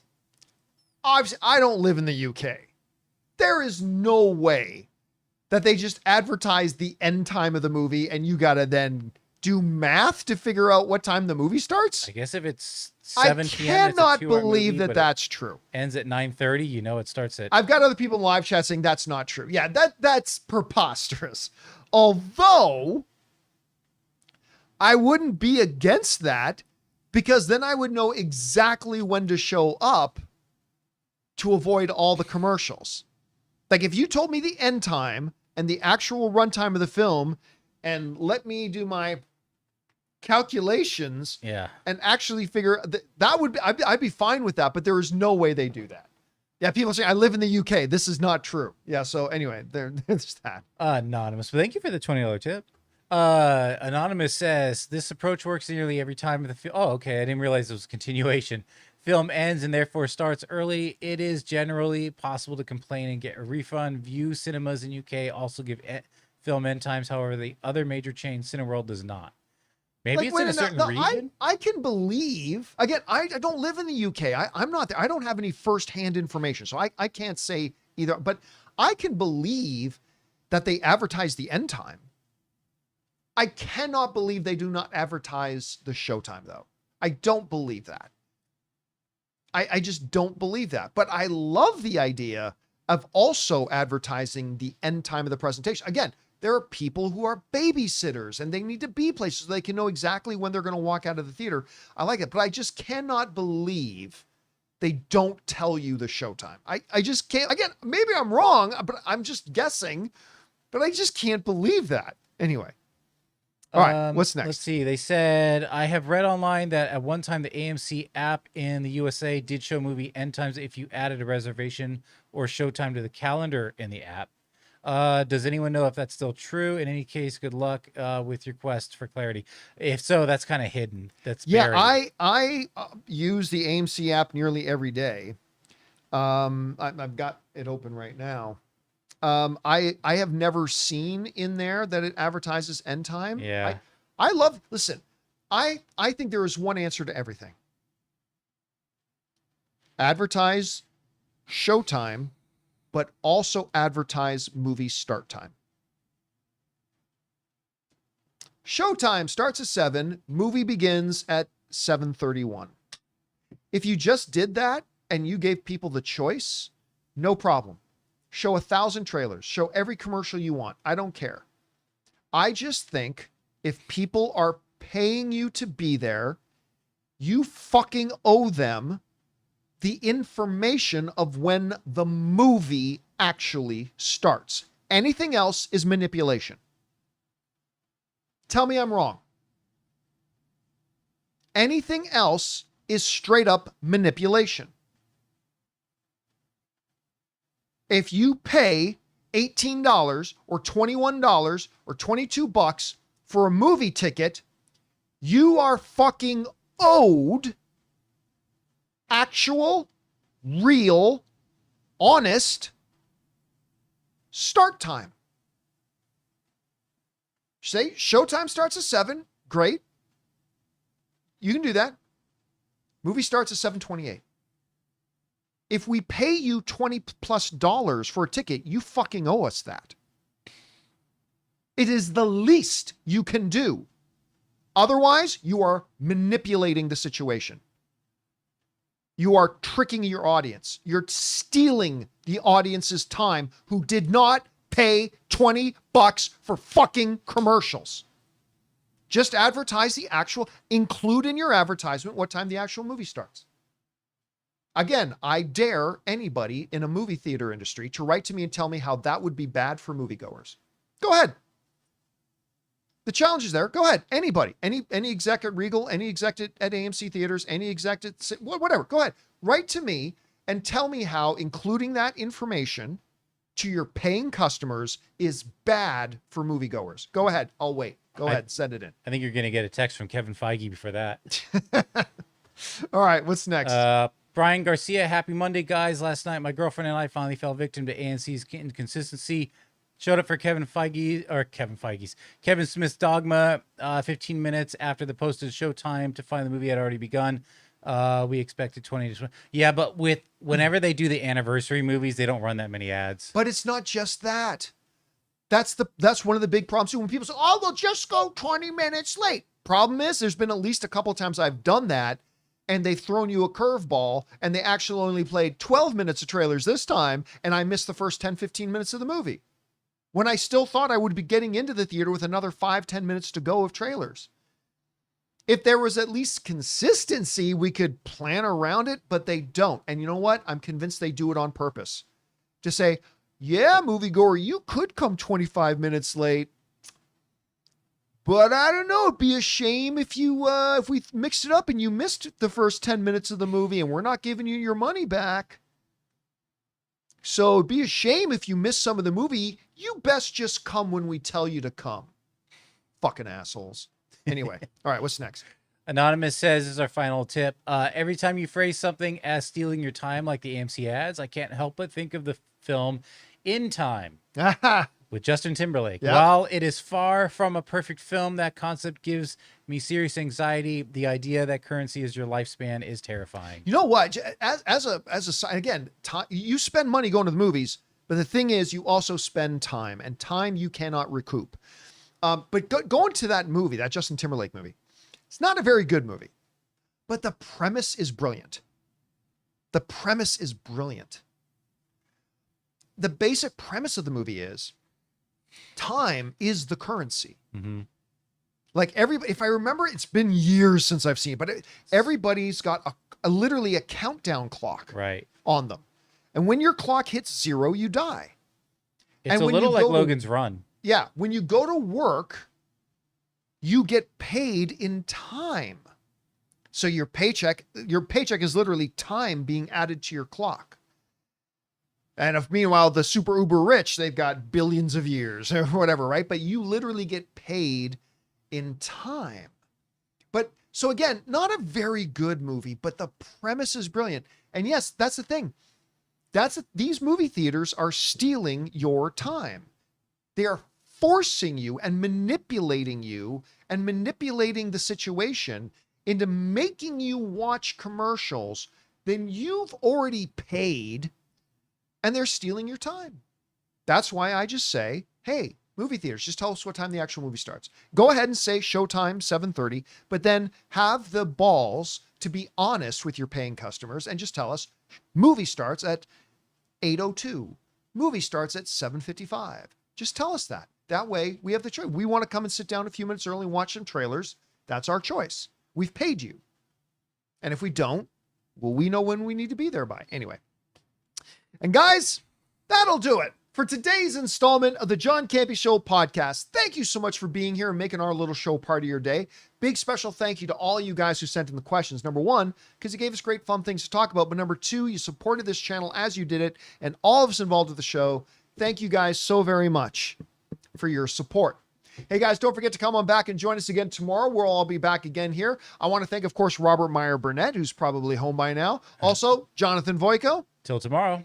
And most importantly, to all of you guys for spending your time with us here today. My name's John Campea, and until next time, my friends, bye-bye.